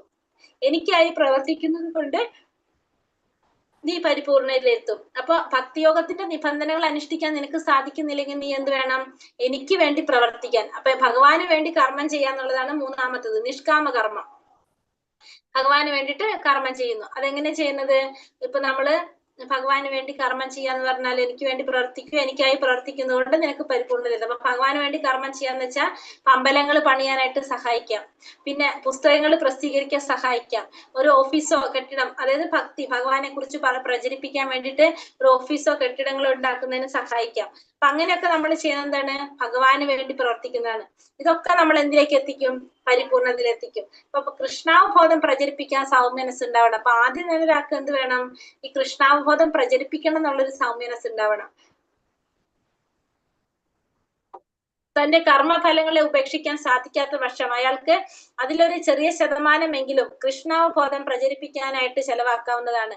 കൃഷ്ണാവബോധത്തിന് വേണ്ടിയുള്ള ഈ സോമനശാലയുള്ള സേവനം ഈശ്വര പ്രാമത്തിന്റെ സമുന്നതിയിലെത്താനും പരിപൂർണം നേടാനും സഹായിക്കും. അപ്പൊ നമുക്ക് എന്ത് ചെയ്യാൻ സാധിക്കും, ഭഗവാനുമായിട്ടുള്ള ബന്ധപ്പെട്ട രീതിയിലുള്ള കർമ്മങ്ങൾ ചെയ്യാം. അപ്പൊ പുസ്തകങ്ങൾ പ്രസിദ്ധീകരിക്കാൻ സഹായിക്കാം, പിന്നെ അതുപോലെ തന്നെ അമ്പലങ്ങൾ പണിയാൻ സഹായിക്കാം, പിന്നെന്താണ് സഹായിക്കാൻ സാധിക്കുന്നത്, പുസ്തകങ്ങളായി, അമ്പലങ്ങളായി, പിന്നെ ക്ഷേത്രമായിട്ട് ബന്ധപ്പെട്ട മറ്റുള്ള പ്രവർത്തികൾ എന്തൊക്കെയാണോ വരുന്നത് അങ്ങനത്തെ കാര്യങ്ങളൊക്കെ ചെയ്യാനായിട്ട് സഹായിക്കാം. അപ്പൊ ഇതൊക്കെ എന്തിനു വരുന്നതാണ്, ഈ പറഞ്ഞ മൂന്നാമത്തേൽ പറയുന്നതാണ്. ഇതാണ് നിഷ്കാമ കർമ്മമാണ് അത് പറഞ്ഞത്. ഇനി അടുത്തത് സകാമ കർമ്മം. അടുത്താണ് എന്ത്, സകാമ കർമ്മം എന്ന് വെച്ചാല് കർമ്മം ചെയ്തിട്ട് അതിന്റെ ഫലം നമ്മൾ എന്ത് ചെയ്യാ, ഭഗവാനെ സമർപ്പിക്കാണ് സകാമ കർമ്മം. അതപ്യശക്തോസി കർത്തും അത്യോഗമാശ്രിതഃ സർവകർമ്മ ഫലത്യാഗം തഥാ കുരൂയതാത്മവാൻ. എന്നെ കുറിച്ചുള്ള ഈ ബോധത്തോടു കൂടി പ്രവർത്തിക്കാൻ നിനക്ക് കഴിയുന്നില്ലെങ്കിൽ, ഈ പറഞ്ഞത് നിനക്ക് സാധിക്കുന്നില്ലെങ്കിൽ എന്ത് ചെയ്യണം, സർവകർമ്മത്തിന്റെ ഫലങ്ങളെയും ത്യജിച്ച് ആത്മസ്ഥിതനായിട്ട് തീരാൻ ശ്രമിക്കുക. അപ്പൊ ഇതും നിനക്ക് പറ്റുന്നില്ലെങ്കിൽ നീ എന്ത് ചെയ്യാ, സർവകർമ്മത്തിന്റെ ഫലങ്ങളെയും ത്യജിച്ചുകൊണ്ട് നീ ആത്മസ്ഥിതനാവാനായിട്ട് ശ്രമിക്കാം. അതായത് നമ്മളിപ്പോ കൃഷ്ണാവബോധത്തിൽ വന്നു, ഇത് കുറെ കാര്യങ്ങൾ ചെയ്യുമ്പോ സാധാരണ എന്ത് സംഭവിക്കണമെന്നില്ല, നമ്മുടെ വീട്ടിലുള്ളവർക്കൊന്നും ഇത് ഇഷ്ടമാവണമെന്നില്ല, എല്ലാവർക്കും അത് സന്തോഷമാവണമെന്നില്ല നമ്മൾ ഇതൊക്കെ ചെയ്യുന്ന കാണുമ്പോ. അപ്പൊ അങ്ങനെയാണെങ്കിൽ നമുക്ക് എന്ത് ചെയ്യാം, നേരിട്ട് കൃഷ്ണാവബോധ പ്രവർത്തനത്തിൽ ഏർപ്പെടുന്നത് ബന്ധുക്കൾക്ക് ചിലപ്പോൾ ഇഷ്ടപ്പെട്ടില്ല എന്ന് വരാം. അങ്ങനെ പല വിഘ്നങ്ങളും നമുക്ക് നേരിടാൻ സാധ്യതയുണ്ട്.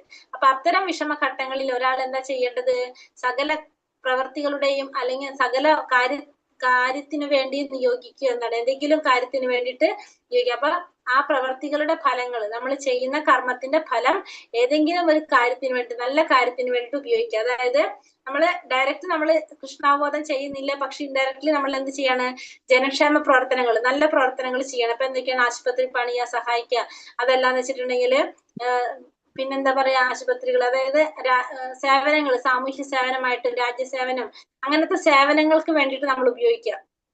അത് എന്താണ് നാലാമത്തെ പറഞ്ഞത്. അപ്പൊ കർമ്മത്തിന്റെ ഫലം നമ്മൾ എന്ത് ചെയ്യുന്നു, ഉപയോഗിക്കുന്നതാണ് നാലാമത്തെ പറയുന്നത്. അപ്പൊ നമ്മൾ സാമൂഹ്യ സേവനം, സമുദായ സേവനം, രാജ്യസേവനം ഒക്കെ ഇതിൽ വരുന്നതാണ്. ഇനി അതും കൂടാൻ നമുക്ക് സാധിക്കുന്നില്ല, ഇപ്പൊ ആശുപത്രികളൊക്കെ ചെയ്യാനായിട്ട് സഹായിക്കുന്നതൊക്കെ അതിൽ വരും. ഇനി ഇതും പറ്റുന്നില്ലെങ്കിലോ ലാസ്റ്റത്തെ പറയണേ ശ്രേയോ ഹീജ്ഞാനം അഭ്യാസ ജ്ഞാനാധ്യാനം വിശിഷ്യതേ ധ്യാനാത് കർമ്മ ചാന്തീരനന്തരം. ഇതും നിനക്ക് സാധിച്ചില്ലെങ്കിൽ നീ എന്ത് ചെയ്യാം? ജ്ഞാനം നേടാൻ ശ്രമിക്കുക, ജ്ഞാനാർജനത്തിന് ശ്രമിക്കുക. ധ്യാനത്തെക്കാൾ ശ്രേഷ്ഠമാണെന്ത്? ധ്യാനം.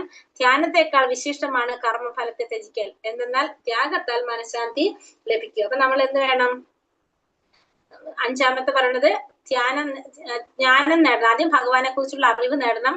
ഭഗവാനെ കുറിച്ച് അറിവ് നേടി ഭഗവാനെ കുറിച്ച് മനസ്സിലാക്കി കഴിഞ്ഞാൽ നമുക്ക് അടുത്തത് എന്താണ്?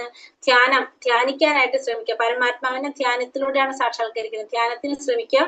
ആ ധ്യാനത്തിലൂടെ നമുക്ക് എന്ത് ചെയ്യാം? ഈ കർമ്മഫലങ്ങളൊക്കെ ഇല്ലാതാക്കിയിട്ട് നമുക്ക് ആരെ പ്രാപിക്കാൻ സാധിക്കും? ഭഗവാനെ പ്രാപിക്കാനായിട്ട് സാധിക്കും. ഇതാണ് ഈ 8 കാര്യം. ഇതാണ് എന്ത്? ജ്ഞാനം നേടിയിട്ട് ധ്യാനത്തിലൂടെ സാക്ഷാത്കരിക്കുന്നത്. അപ്പൊ ഇതാണ് പറയുന്നത്. അപ്പൊ സമുത്കൃഷ്ട ലക്ഷ്യമായ പരമദിവ്യാത്മ പുരുഷനെ പ്രാപിക്കുന്നതിന് 2 പ്രക്രിയകളാണുള്ളത്. ഭഗവാനെ പ്രാപിക്കാനുള്ള 2 പ്രക്രിയകൾ. ഒന്ന് ജ്ഞാനയോഗം, നേരിട്ടുള്ളത്. ഏതാണ് പറഞ്ഞത്?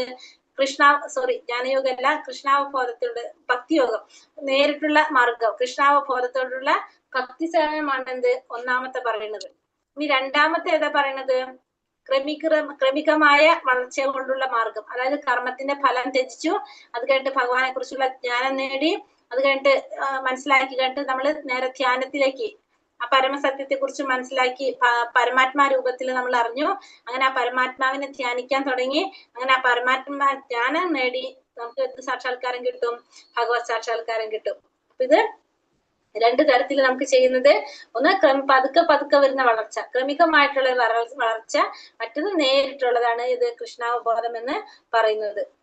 ഇനി അടുത്തതില് കൃഷ്ണൻ ഒരുവനെ സ്നേഹിക്കാൻ കാരണമാകുന്ന ഗുണങ്ങൾ എന്തൊക്കെയാന്ന് പറഞ്ഞു. ഒരു വ്യക്തി ഭഗവാനെ സ്നേഹിക്കണമെങ്കിൽ ഭഗവാൻ ഒരു വ്യക്തിയെ സ്നേഹിക്കണമെങ്കിൽ എന്തൊക്കെ ഗുണങ്ങൾ ഉണ്ടായിരിക്കണം ആ വ്യക്തിയിൽ എന്നാണ് പറയുന്നത്. അതും ഏറ്റവും ഉയർന്നത് തൊട്ട് താഴ്ന്നത് വരെയാണ് പറയുന്നത്. അപ്പൊ എന്താ ഇവിടെ പറയുന്നത്? അദ്വേഷ്ട സർവഭൂതാനാം മൈത്രകരുണ ഏവച നിർമ്മമോ നിരഹങ്കാരോ സമദുഃഖ സുഖക്ഷമി സന്തുഷ്ട സതതം യോഗി യാഥാത്മാ ദൃഢനിശ്ചയഃ മയ്യർപ്പിത മനോ ബുദ്ധിർയോ മത് ഭക്താ സമേ പ്രിയഃ. മാതാജി ഒരു കാര്യം, മാതാജിക്ക് നല്ല ക്ഷീണമാണെന്ന് തോന്നുന്നു. ഈ ക്ലാസ് നമുക്ക് നേരത്തെ നിർത്താം. ഹരേകൃഷ്ണ പ്രഭു, മാതാജിക്ക് നല്ല ക്ഷീണമുണ്ടെന്ന് തോന്നുന്നു. എങ്കിൽ ക്ലാസ് നമുക്ക് നേരത്തെ നിർത്താം. നാളെ നമുക്ക് അല്ല, ഇത് കഴിയാറായില്ലേ? കുഴപ്പമില്ല. ഹരേ കൃഷ്ണ. അപ്പൊ മാത്സര്യം കൂടാതെ സർവ്വജീവസത്തകൾക്കും സുഹൃത്തായി ഒന്നിലും അവകാശബോധവും മിഥ്യാഹങ്കാരവും ഇല്ലാതെ സുഖദുഃഖങ്ങളിൽ സമനില കൈക്കൊണ്ട് ക്ഷമാശാലിയായും സദാ സംതൃപ്തനായും നിയന്ത്രിതാത്മാവായും മനസ്സും ബുദ്ധിയും എന്നിലുറപ്പിച്ച ദൃഢനിശ്ചയത്തോടെ ഭക്തിയുടെ സേവനം അനുഷ്ഠിക്കുന്ന ഒരു ഭക്തൻ എനിക്ക് ഏറ്റവും പ്രിയങ്കരനാണ്. ഇവിടെ എന്താ പറഞ്ഞത്? മാത്സര്യ ബുദ്ധി ഉണ്ടാവാൻ പാടില്ല. അപ്പൊ ഏറ്റവും ഉയർന്നതാണ് ഫസ്റ്റ് പറയുന്നത് ഒരു ക്വാളിറ്റി ഭക്തന്റെ. അപ്പൊ എന്തുണ്ടാവാൻ പാടില്ല? നമുക്ക് മത്സര ബുദ്ധി ഉണ്ടാവാൻ പാടില്ല. സർവ്വ ജീവാത്മാക്കൾക്കും സുഹൃത്തായിരിക്കണം. എല്ലാ ജീവാത്മാക്കളുടെയും സുഹൃത്തായിട്ട് ഒന്നിലും അവകാശബോധം ഇല്ലാതെ, നമുക്ക് ഒന്നിനോടും എന്തുണ്ടാവാൻ പാടില്ല? അവകാശബോധം ഉണ്ടാവാൻ പാടില്ല. നമ്മുടേതായിട്ട് ഒന്നുമില്ല ഇവിടെ. പിന്നെന്താണ്? മിഥ്യാഹങ്കാരം ഇല്ലാതെ. നമ്മള് മിഥ്യാഹങ്കാരം, ഞാനാണെന്നുള്ളൊരു ഭാവം ഉണ്ടല്ലോ, എല്ലാം എന്റെയാണ്. അത് തെറ്റായൊരു ഭാവം നമുക്ക് ഇല്ലാത്ത ഒന്നിനെ കുറിച്ചാണ് നമ്മളത് ചിന്തിക്കുന്നത്. അതില്ലാതെ സുഖദുഃഖങ്ങളിൽ സമനില കൈക്കൊണ്ട് ക്ഷമാശാലിയായിട്ട്, പിന്നെന്താണ്? സദാ സംതൃപ്തനായിട്ട് നിയന്ത്രിതാത്മാവായിട്ട് മനസ്സും ബുദ്ധിയും ഭഗവാൻ ഉറപ്പിച്ച് ദൃഢനിശ്ചയത്തോടെ ഭക്തിയുടെ സേവനം അനുഷ്ഠിക്കുന്ന ഭക്തൻ ഭഗവാൻ ഏറ്റവും പ്രിയങ്കരനാണ്. അപ്പൊ അങ്ങനെയുള്ളൊരു ഭക്തൻ എങ്ങനെയാണ്? ഭഗവാന് ഏറ്റവും പ്രിയപ്പെട്ടവനാണെന്ന് ഭഗവാൻ പറയുന്നു. ഭക്തൻ ഏതെങ്കിലും ദുഃഖമോ കുഴപ്പമോ നേരിടുമ്പോൾ ഭഗവാൻ തന്നോട് കരുണ കാണിച്ചു എന്നായിരിക്കും ആ വ്യക്തി ആലോചിക്കുന്നത്. അപ്പൊ അങ്ങനെയുള്ള ഭക്തന്മാർ എന്താ ചിന്തിക്കുന്നത്? തനിക്ക് എന്തെങ്കിലും ദുഃഖങ്ങൾ അല്ലെങ്കിൽ എന്തെങ്കിലും പ്രശ്നങ്ങൾ വന്നു കഴിഞ്ഞാല് ഭഗവാൻ തന്നോട് കരുണ കാണിച്ചു എന്നാണ് ഓർക്കുന്നത്. കാരണം താൻ അത്രയും തെറ്റുകൾ ചെയ്തു പോയിട്ടുണ്ടാവും. ആ തെറ്റുകളെ കുറിച്ച് ഓർക്കുമ്പോൾ തനിക്ക് വന്നിരിക്കുന്ന ആ ക്ലേശങ്ങള് വളരെ തുച്ഛമാണെന്നാണ് ആർക്ക് മനസ്സിലാക്കുക? ആ ഒരു ഭക്തൻ മനസ്സിലാക്കുന്നത്. ആ ഭഗവാന്റെ കാരുണ്യം കൊണ്ട് ആ ശിക്ഷ നമുക്ക് കുറച്ച് കിട്ടി എന്നാണ് ആര് ചിന്തിക്കുന്നത്? ആ ഭക്തൻ ചിന്തിക്കുന്നത്. ആ കിട്ടേണ്ടുന്ന എല്ലാ ശിക്ഷയും എനിക്ക് കിട്ടാത്തത് ഭഗവാന്റെ കാരുണ്യം കൊണ്ടാണെന്ന് ആര് ചിന്തിക്കും? അത്തരത്തിലുള്ള ഭക്തന്മാര് ചിന്തിക്കും. യസ്മാ നോദിജതേ ലോകോ നോദിജതേ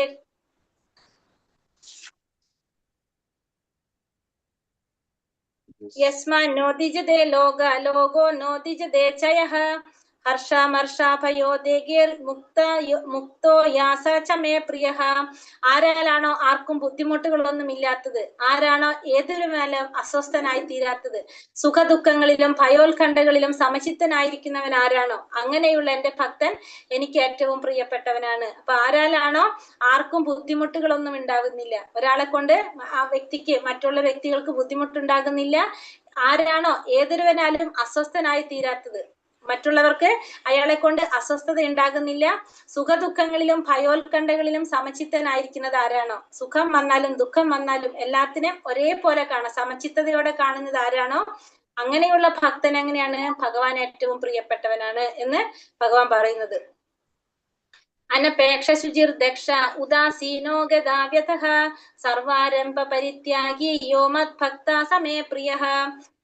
സാധാരണ കർമ്മക്രിയകൾ ഒന്നിനെയും ആശ്രയിക്കാത്തവൻ, ഒരു തരത്തിലുള്ള കർമ്മക്രിയകളെ കർമ്മക്രമങ്ങൾ ഒന്നിനെയും ആശ്രയിക്കാത്തവൻ, വിശുദ്ധനും നിപുണനും ഉത്കണ്ഠ വ്യഥ എന്നിവയില്ലാത്തവനും ആയിട്ടുള്ള ഭക്തൻ എനിക്ക് ഏറ്റവും പ്രിയപ്പെട്ടവനാണ്. അപ്പോ സാധാരണയുള്ള കർമ്മക്രമങ്ങൾ ഒന്നും ആശ്രയിക്കുന്നില്ല, വിശുദ്ധനാണ്, നിപുണനാണ്, ഉത്കണ്ഠകളില്ല, വ്യഥകളില്ല, ഈ പറഞ്ഞതൊക്കെ ഇല്ലാത്തവനായിട്ടുള്ള ഭക്തൻ എങ്ങനെയാണ് എനിക്ക് ഏറ്റവും പ്രിയപ്പെട്ടവനാണ് എന്ന് പറയാം. അപ്പൊ സാധാരണയുള്ള കർമ്മക്രമങ്ങൾ ഒന്നും ആശ്രയിക്കുന്നില്ല എന്നത് വെച്ചാൽ എന്താണ്, നമ്മള് കർമ്മം ചെയ്യും, നമുക്ക് വേണ്ടിയിട്ട് നമ്മൾ കർമ്മം ചെയ്യുക, അത്തരത്തിലുള്ള കർമ്മങ്ങളൊന്നും ഇല്ല, ആർക്ക് വേണ്ടിയിട്ട് തന്നെ ചെയ്യുന്നു, ഭഗവാന് വേണ്ടിയിട്ട് തന്നെ ചെയ്യുന്നു, നമ്മുടേതായിട്ടൊന്നും ചിന്തിക്കുന്നില്ല.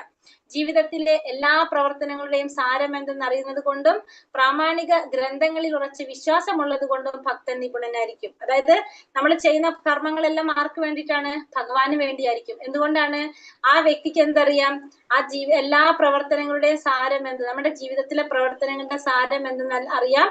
അതുപോലെ തന്നെ ശാസ്ത്രങ്ങളില് പ്രാമാണികമായിട്ടുള്ള ഗ്രന്ഥങ്ങളിലെ ഉറച്ച വിശ്വാസം ആ വ്യക്തിക്ക് ഉണ്ടായിരിക്കും. അങ്ങനെയുള്ള ഒരു ഭക്തൻ ഭഗവാന് പ്രിയപ്പെട്ടവനാണ്. യോ ന ഹൃഷ്യതി ന ദ്വേഷ്ടി ന ശോചതി ന കാംക്ഷതി ശുഭാശുഭ പരിത്യാഗി ഭക്തിമാൻ യാ സമേ പ്രിയഃ. സന്തോഷിക്കുകയോ ദേഷിക്കുകയോ ദുഃഖിക്കുകയോ ആഗ്രഹിക്കുകയോ ചെയ്യാത്തവനും ശുഭങ്ങളെയും അശുഭങ്ങളെയും ത്യജിച്ചവനുമായിട്ടുള്ള ഭക്തൻ എനിക്ക് ഏറ്റവും പ്രിയപ്പെട്ടവനാണ്. അപ്പൊ സന്തോഷം വരുമ്പോ സന്തോഷിക്കുന്നില്ല, ദേഷ്യം വരുമ്പോ ദേഷിക്കുന്നില്ല, ദുഃഖം വരുമ്പോ ദുഃഖിക്കുന്നില്ല, ആഗ്രഹങ്ങളില്ല, അങ്ങനെയില്ലാത്ത ശുഭങ്ങളെയും അശുഭങ്ങളെയും ത്യജിച്ചവനായിട്ടുള്ള ഭക്തൻ ഭഗവാൻ ഏറ്റവും പ്രിയപ്പെട്ടവനാണെന്ന് ഭഗവാൻ പറയുന്നു. അപ്പൊ ശുഭങ്ങളും അശുഭങ്ങളും പാപപങ്കിലങ്ങളായിട്ടുള്ള പ്രവർത്തനങ്ങൾക്ക് അതീതമാണ് ഭക്തൻ. അപ്പൊ പാപമായിട്ടുള്ള പ്രവർത്തനങ്ങൾ ഒന്നുമില്ല, ശുഭങ്ങളില്ല, അശുഭങ്ങളില്ല. പക്ഷെ ഭഗവാന് വേണ്ടിയിട്ട് എന്തും ചുമക്കാൻ ആര് തയ്യാറാണ്, ഏതാപത്തും ചുമക്കാൻ ആ ഭക്തൻ തയ്യാറാണ്. ഭക്തിയുടെ സേവനം നിറവേറ്റുന്നതില് ഏതെങ്കിലും രീതിയിൽ തടസ്സങ്ങൾ ഉണ്ടായിക്കഴിഞ്ഞാൽ ആ ഭക്തൻ ആ തടസ്സങ്ങൾ ഇല്ലാതെ ചെയ്യാനായിട്ട് ആര് നോക്കും, ആ ഭക്തൻ ശ്രമിക്കും. അതിനു വേണ്ടിയിട്ട് എന്ത് ചെയ്യാനായിട്ട് ആ ഭക്തൻ ചെയ്യും. നിറവേറ്റുന്നതിൽ യാതൊരു തടസ്സമല്ല തന്നെ, അതൊന്നും ആ ഭക്തനെ സംബന്ധിച്ച് തടസ്സങ്ങളല്ല. അങ്ങനെയുള്ള ഭക്തനോട് ഭഗവാൻ പ്രിയപ്പെട്ടവനാണ്. അപ്പൊ പല തരത്തിലുള്ള തടസ്സങ്ങൾ നമ്മളെ മുന്നിൽ ഉണ്ടാവും. ആ തടസ്സങ്ങൾ മാറ്റിയിട്ട് അത് ചെയ്യുന്നവരാണ് ആര്, ഭഗവാന് പ്രിയപ്പെട്ട ഭക്തൻ എന്ന് ഭഗവാൻ പറയുന്നു.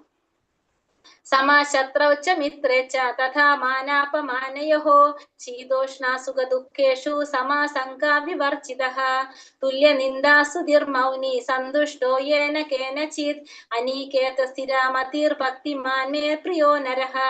ശത്രുക്കളിലും മിത്രങ്ങളിലും സമഭാവനയോടെ മാനാപമാനങ്ങൾ, ശീതോഷ്ണങ്ങൾ, സുഖദുഃഖങ്ങൾ, ആദരവ് അനാദരവ്, യശസ് ദുഷ്കീർത്തി എന്നീ ദ്വന്ദ്ങ്ങളെ ഒരേവിധം കൈക്കൊണ്ട് അസത്സംഗത്തിൽ നിന്ന് എല്ലായ്പ്പോഴും മുക്തനും മൗനിയും ജ്ഞാനത്തിൽ ഉറച്ചവനും സദാ സംതൃപ്തനുമായി ഗാർഹിക ബോധം ഉപേക്ഷിച്ച് ഭക്തിയുടെ സേവനത്തിൽ ഏർപ്പെട്ടിരിക്കുന്ന ഭക്തൻ എനിക്ക് ഏറ്റവും പ്രിയപ്പെട്ടവനാണ്. ഇവിടെ എന്താണ്, ശത്രുക്കളെ മിത്രങ്ങളെ സമഭാവനയോടെ കാണാം, മാനം അപമാനം അത് രണ്ടും, ശീതം ഉഷ്ണം, സുഖ ദുഃഖം, ആദരവ് അനാദരവ്, യശസ് ദുഷ്കീർത്തി, ഈ ദ്വന്ദ്ങ്ങളെയെല്ലാം ഒരേ വിധം കൈക്കൊണ്ട് അസത് സംഘത്തിൽ നിന്ന് എല്ലായ്പ്പോഴും മുക്തനാവുക. അസത്സംഘം എന്ന് വെച്ചാൽ ഭക്തന്മാരല്ലാത്തവരുമായിട്ടുള്ള സംഘം, അതിൽ നിന്ന് മോചിതനായി മൗനിയും ജ്ഞാനത്തിൽ ഉറച്ചവനും പിന്നെ സദാ സംതൃപ്തനായിരിക്കും, പിന്നെ ഗാർഹികമായ ബോധം ഉപേക്ഷിച്ചവനായിരിക്കും. അത് ശാരീരിക ബോധം ഇല്ലാത്ത വ്യക്തി ഭക്തിയുടെ സേവനത്തിൽ ഏർപ്പെട്ടിരിക്കുകയാണെങ്കിൽ ആ ഭക്തൻ ഭഗവാൻ ഏറ്റവും പ്രിയപ്പെട്ടവനാണ്. സദ്ഗുണങ്ങളില്ലാത്ത ഒരാൾ വിശുദ്ധ ഭക്തനാവില്ല. അപ്പൊ ഒരു വ്യക്തി വിശുദ്ധ ഭക്തനാവണമെങ്കിൽ ആ വ്യക്തിക്ക് എന്ത് വേണം, സദ്ഗുണങ്ങൾ വേണം, ദൈവിക ഗുണങ്ങൾ ഉണ്ടെങ്കിൽ ആ ഒരു വ്യക്തി വിശുദ്ധ ഭക്തനാവുന്നുള്ളൂ. ഹരാവഭക്തസ്യ കുതോ മഹത്വ ഗുണ എന്നാണ് പറയുന്നത്. അതായത് ഒരു ഭക്തൻ സദ്ഗുണ സമ്പന്നനാണ്, ഭക്തനല്ലാത്തവന് നല്ല ഗുണങ്ങളൊന്നുമില്ല. അപ്പൊ ഒരു ഭക്തൻ എന്ന് പറഞ്ഞാൽ എന്താണ്? ദൈവിക ഗുണങ്ങളുള്ളവനായിരിക്കും, സദ്ഗുണ സമ്പന്നനായിരിക്കും. പക്ഷെ ഒരു ഭക്തനല്ലാത്ത വ്യക്തിക്ക് എന്തുണ്ടാവില്ല? ഈ ദൈവിക ഗുണങ്ങൾ ഉണ്ടാവില്ല, സദ്ഗുണ സമ്പന്നനും ആയിരിക്കില്ല. ഭക്തൻ എന്നറിയപ്പെടണമെങ്കിൽ ഗുണങ്ങൾ വളർത്തിയെടുക്കണം. നമ്മളൊരു ഭക്തനാവണമെങ്കിൽ നമ്മൾ എന്ത് വേണം? നമ്മൾ ഗുണങ്ങൾ വളർത്തിയെടുക്കണം. അതിനുവേണ്ടി നമ്മൾ കരുത്തിക്കൂട്ടിയിട്ട് ഒന്നും ചെയ്യേണ്ടതില്ല. എന്ത് ചെയ്താൽ മതി? കൃഷ്ണാവബോധത്തോടെ ഭക്തിര സേവനത്തിൽ ഏർപ്പെട്ടാൽ മാത്രം മതി. അങ്ങനെയാണെങ്കിൽ ഏർപ്പെടുമ്പോ തന്നെ ആ വിശിഷ്ട ഗുണങ്ങൾ വളർത്താൻ സ്വാഭാവികമായിട്ട് സഹായിക്കും. അപ്പോൾ നമ്മൾ ഭക്തിര സേവനം ചെയ്തുകൊണ്ടിരുന്നാൽ തന്നെ നമുക്ക് എന്ത് സംഭവിക്കും? നമ്മളിൽ ആ ഗുണങ്ങൾ തന്നെത്താനെ വളർന്നു വരും. നമ്മൾ പോലും അറിയാതെയാണ് നമ്മളിൽ ആ മാറ്റം സംഭവിക്കുന്നത്. നമ്മളിപ്പോ ഭക്തിര സേവനങ്ങളിൽ ഏർപ്പെട്ടുകൊണ്ടിരിക്കുക, രാവിലെ നമ്മൾ നാമം ജപിച്ചുകൊണ്ടിരിക്കുന്നു, നമ്മൾ ഭാഗവതം ക്ലാസ് കേൾക്കുന്നു, സത്സംഗത്തിൽ കൂടുന്നു, ഇതൊക്കെ നമ്മൾ ചെയ്യുന്നത് എന്താണ്? ഇതൊക്കെ സേവനങ്ങളാണ്. നമുക്ക് അതൊക്കെ വേറെ എന്തൊക്കെ നമുക്ക് ചെയ്യാൻ സാധിക്കാൻ നേരത്ത് ഒന്നില്ലെങ്കിൽ ഉറങ്ങാൻ സാധിക്കും നമുക്ക് കിടന്ന്, അതിൽ നമുക്ക് വേറെ എന്തെങ്കിലും ഒക്കെ ചെയ്യാൻ പറ്റും. എന്നിട്ടും നമ്മൾ ഇത് ചെയ്യുന്നുണ്ടെങ്കിൽ അതെന്താണ്? അത് സേവനാണത്. ഭഗവാന് സേവനം ചെയ്യുന്നതാണ് നമ്മളൊക്കെ. അപ്പോ അങ്ങനെ ചെയ്തുകൊണ്ടിരുന്നു കഴിഞ്ഞാൽ നമ്മൾ പോലും അറിയാതെ നമ്മളിൽ എന്ത് വരും? ഈ ദൈവിക ഗുണങ്ങള് തന്നെത്താനെ സ്വാഭാവികമായിട്ട് വരുന്ന പറയുന്നത്. നമ്മൾ അതിന് വേണ്ടിയിട്ട് പ്രത്യേകം ഒന്നും ചെയ്യേണ്ട കാര്യമില്ല. ഇതൊക്കെ നമ്മളില് തന്നെത്താനെ നമ്മളില് വന്നു ചേരുന്നതാണത്. ഏതു ധർമ്മ്യാമൃതാമിതം യഥോക്തം പരിപാസത്തെ ശ്രദ്ധധാന മത്പരമാ ഭക്താസ്തേ മേ തീവ മേ പ്രിയ ഭക്താസ്തേ തീവ മേ പ്രിയ.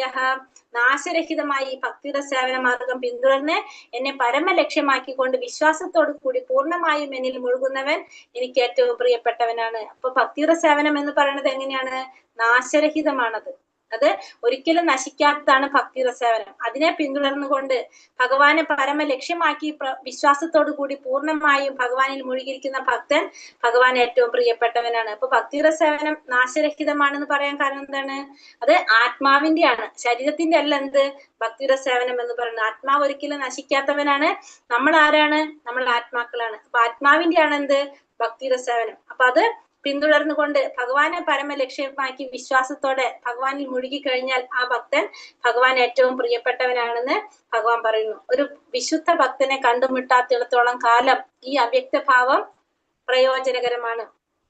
നിരപേക്ഷ സത്യത്തെ അവ്യക്തിഗതമായി സങ്കല്പിക്കുന്ന ഒരാൾ ഫലം ഉദ്ദേശിക്കാതെ കർമ്മം അനുഷ്ഠിക്കുകയും ധ്യാനിക്കുകയും ശരീരത്തെയും ആത്മാവിനെ കുറിച്ചുള്ള അറിവ് നേടാൻ ശ്രമിക്കുകയും ചെയ്യും. ഒരു ശുദ്ധ ഭക്തന്റെ സാമീപ്യമില്ലെന്നിരിക്കെ ഇത് അത്യാവശ്യമാണ്. അതായത് ഒരു വിശുദ്ധ ഭക്തനെ കണ്ടുമുട്ടാത്തിടത്തോളം കാലം എന്താണ്? ഈ അവ്യക്തിഗത ഭാവം പ്രയോജനകരമാണെന്ന് പറയുന്നത്. കാരണം ഈ വ്യക്തഭാവമല്ല, അവ്യക്തഭാവം ഒരു ശുദ്ധ ഭക്തനെ കണ്ടുമുട്ടാത്തിടത്തോളം കാലം അത് പ്രയോജനകരമായിട്ടുള്ളതാണ്. നിരപേക്ഷ സത്യത്തെ അവ്യക്തിഗതമായി സങ്കല്പിക്കുന്ന ഒരാള് ഫലം ഉദ്ദേശിക്കാതെ കർമ്മം അനുഷ്ഠിക്കുകയും ധ്യാനിക്കുകയും ശരീരത്തെയും ആത്മാവിനെ കുറിച്ചുള്ള അറിവ് നേടാൻ ശ്രമിക്കുകയും ചെയ്യും. ഒരു ശുദ്ധ ഭക്തന്റെ സാമീപ്യം ഇല്ലെന്നിരിക്കെ ഇത് അത്യാവശ്യമാണ്. അപ്പൊ ഒരു ശുദ്ധ ഭക്തന്റെ സാമീപ്യം ഇല്ലെങ്കിൽ നമ്മൾ ഈ ചെയ്യുന്ന കാര്യങ്ങൾ എന്ത് വേണം? നമ്മളത് ചെയ്യേണ്ടത് അത്യാവശ്യമാണെന്നാണ് ഇവിടെ പറയുന്നത്. അതെവിടെയാണ്? ഒരു മിനിറ്റ്.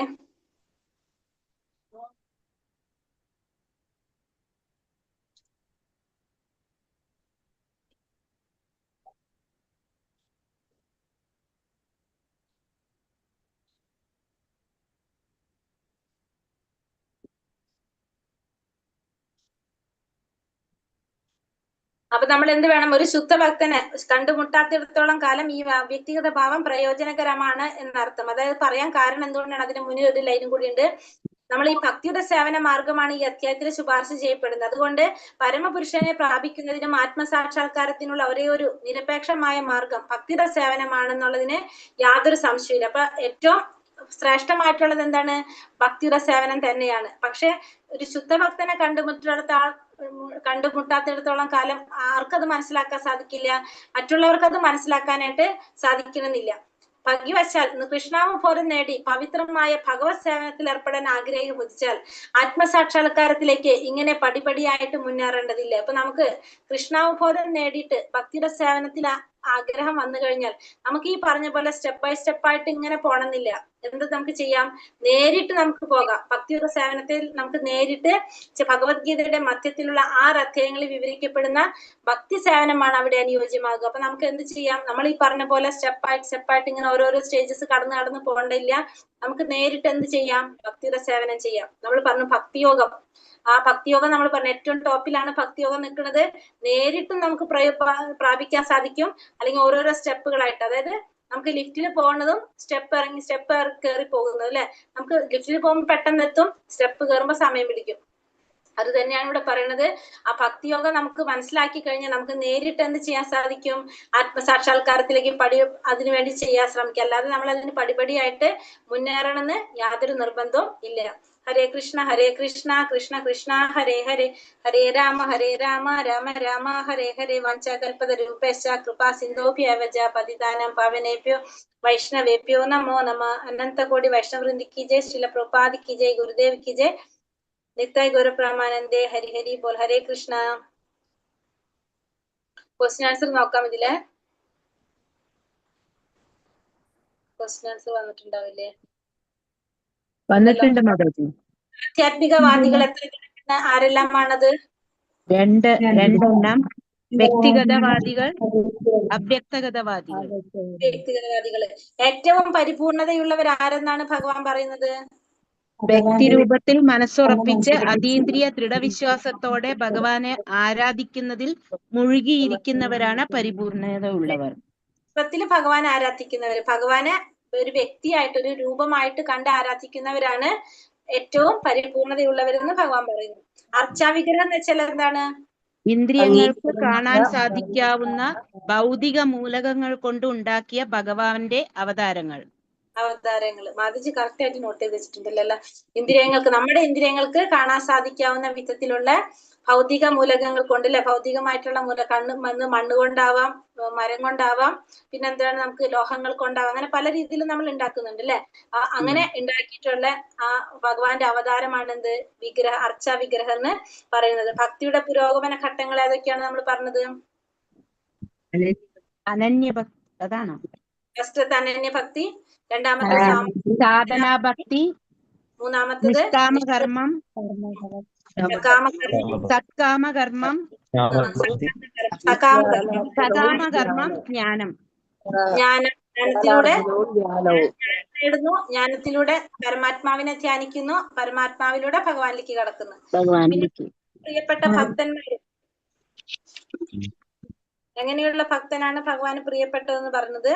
ഭക്തിയുത സേവനത്തിൽ മാത്സര്യമില്ലാതെ 13 തൊട്ടുള്ള ശ്ലോകങ്ങൾ പറയുന്നത് അതാണ്. ഭഗവാന് പ്രിയപ്പെട്ട ഭക്തനെ കുറിച്ചാണ് പറയുന്നത്. ഉണ്ടാവാൻ പാടില്ല, ആത്മാക്കളുടെ സുഹൃത്തായിരിക്കണം, പാടില്ല, മിഥ്യാഹങ്കാരം ഉണ്ടാവാൻ പാടില്ല, സുഖദുഃഖം സമഭാവനയോടെ ആയിരിക്കണം, സുഖദുഃഖങ്ങളിൽ സമനില കൈക്കൊള്ള, ക്ഷമാശാലിയായിരിക്കുക, സദാ സംതൃപ്തനാണ്, പിന്നെ മനസ്സും ബുദ്ധിയും ഭഗവാനിൽ ഉറപ്പിച്ചവനാണ്, പിന്നെ വന്നിട്ട് മറ്റുള്ളവർക്ക് ബുദ്ധിമുട്ടുണ്ടാക്കുന്നില്ല, മറ്റുള്ളവർക്ക് അസ്വസ്ഥനാകുന്നില്ല, തന്നെ കൊണ്ട് സുഖദുഃഖങ്ങളും ഭയോത്കണ്ഠകളും സമചിത്തനായിരിക്കുന്നവൻ, പിന്നെ അതുപോലെ തന്നെ സാധാരണ കർമ്മക്രമങ്ങളൊന്നും ആശ്രയിക്കാത്തവൻ, വിശുദ്ധൻ, നിപുണൻ, ഉത്കണ്ഠ, വ്യഥ എന്നിവ ഇല്ലാത്തവൻ, ഫലം ആഗ്രഹിച്ചുകൊണ്ട് പ്രവർത്തിക്കാത്തവൻ, സന്തോഷം വരുമ്പോ സന്തോഷിക്കുന്നില്ല, ദുഃഖം വരുമ്പോ ദുഃഖിക്കുന്നില്ല, ദേഷ്യം വരുമ്പോ ദേഷ്യമില്ല, ആഗ്രഹങ്ങളില്ല, ശുഭങ്ങളും അശുഭങ്ങളും ഒക്കെ ത്യജിച്ച വ്യക്തി, ശത്രുക്കളെ മിത്രങ്ങളെ സമഭാവനയോടെ കാണാം, മാനാപമാനം, ശീതോഷ്ണം, സുഖദുഃഖം, ആദരവ്, അനാദരവ്, യശസ്, ദുഷ്കീർത്തി, ഈ പറഞ്ഞ ദ്വന്ദ്ങ്ങളെല്ലാം ഒരേ വിധം കൈക്കൊണ്ട് അസത് സംഘത്തിൽ നിന്ന് മുക്തനായിട്ടുള്ള മൗനി ആയിട്ടുള്ള വ്യക്തി എങ്ങനെയാണ്? ഭഗവാന് പ്രിയപ്പെട്ടവനാണെന്ന് ഭഗവാൻ പറയുന്നു. പിന്നെ അടുത്തതിൽ പറഞ്ഞു എന്താണ്? ഈ ഭക്തിയുടെ സേവനം എന്ന് പറയുന്നത് എന്താണത്?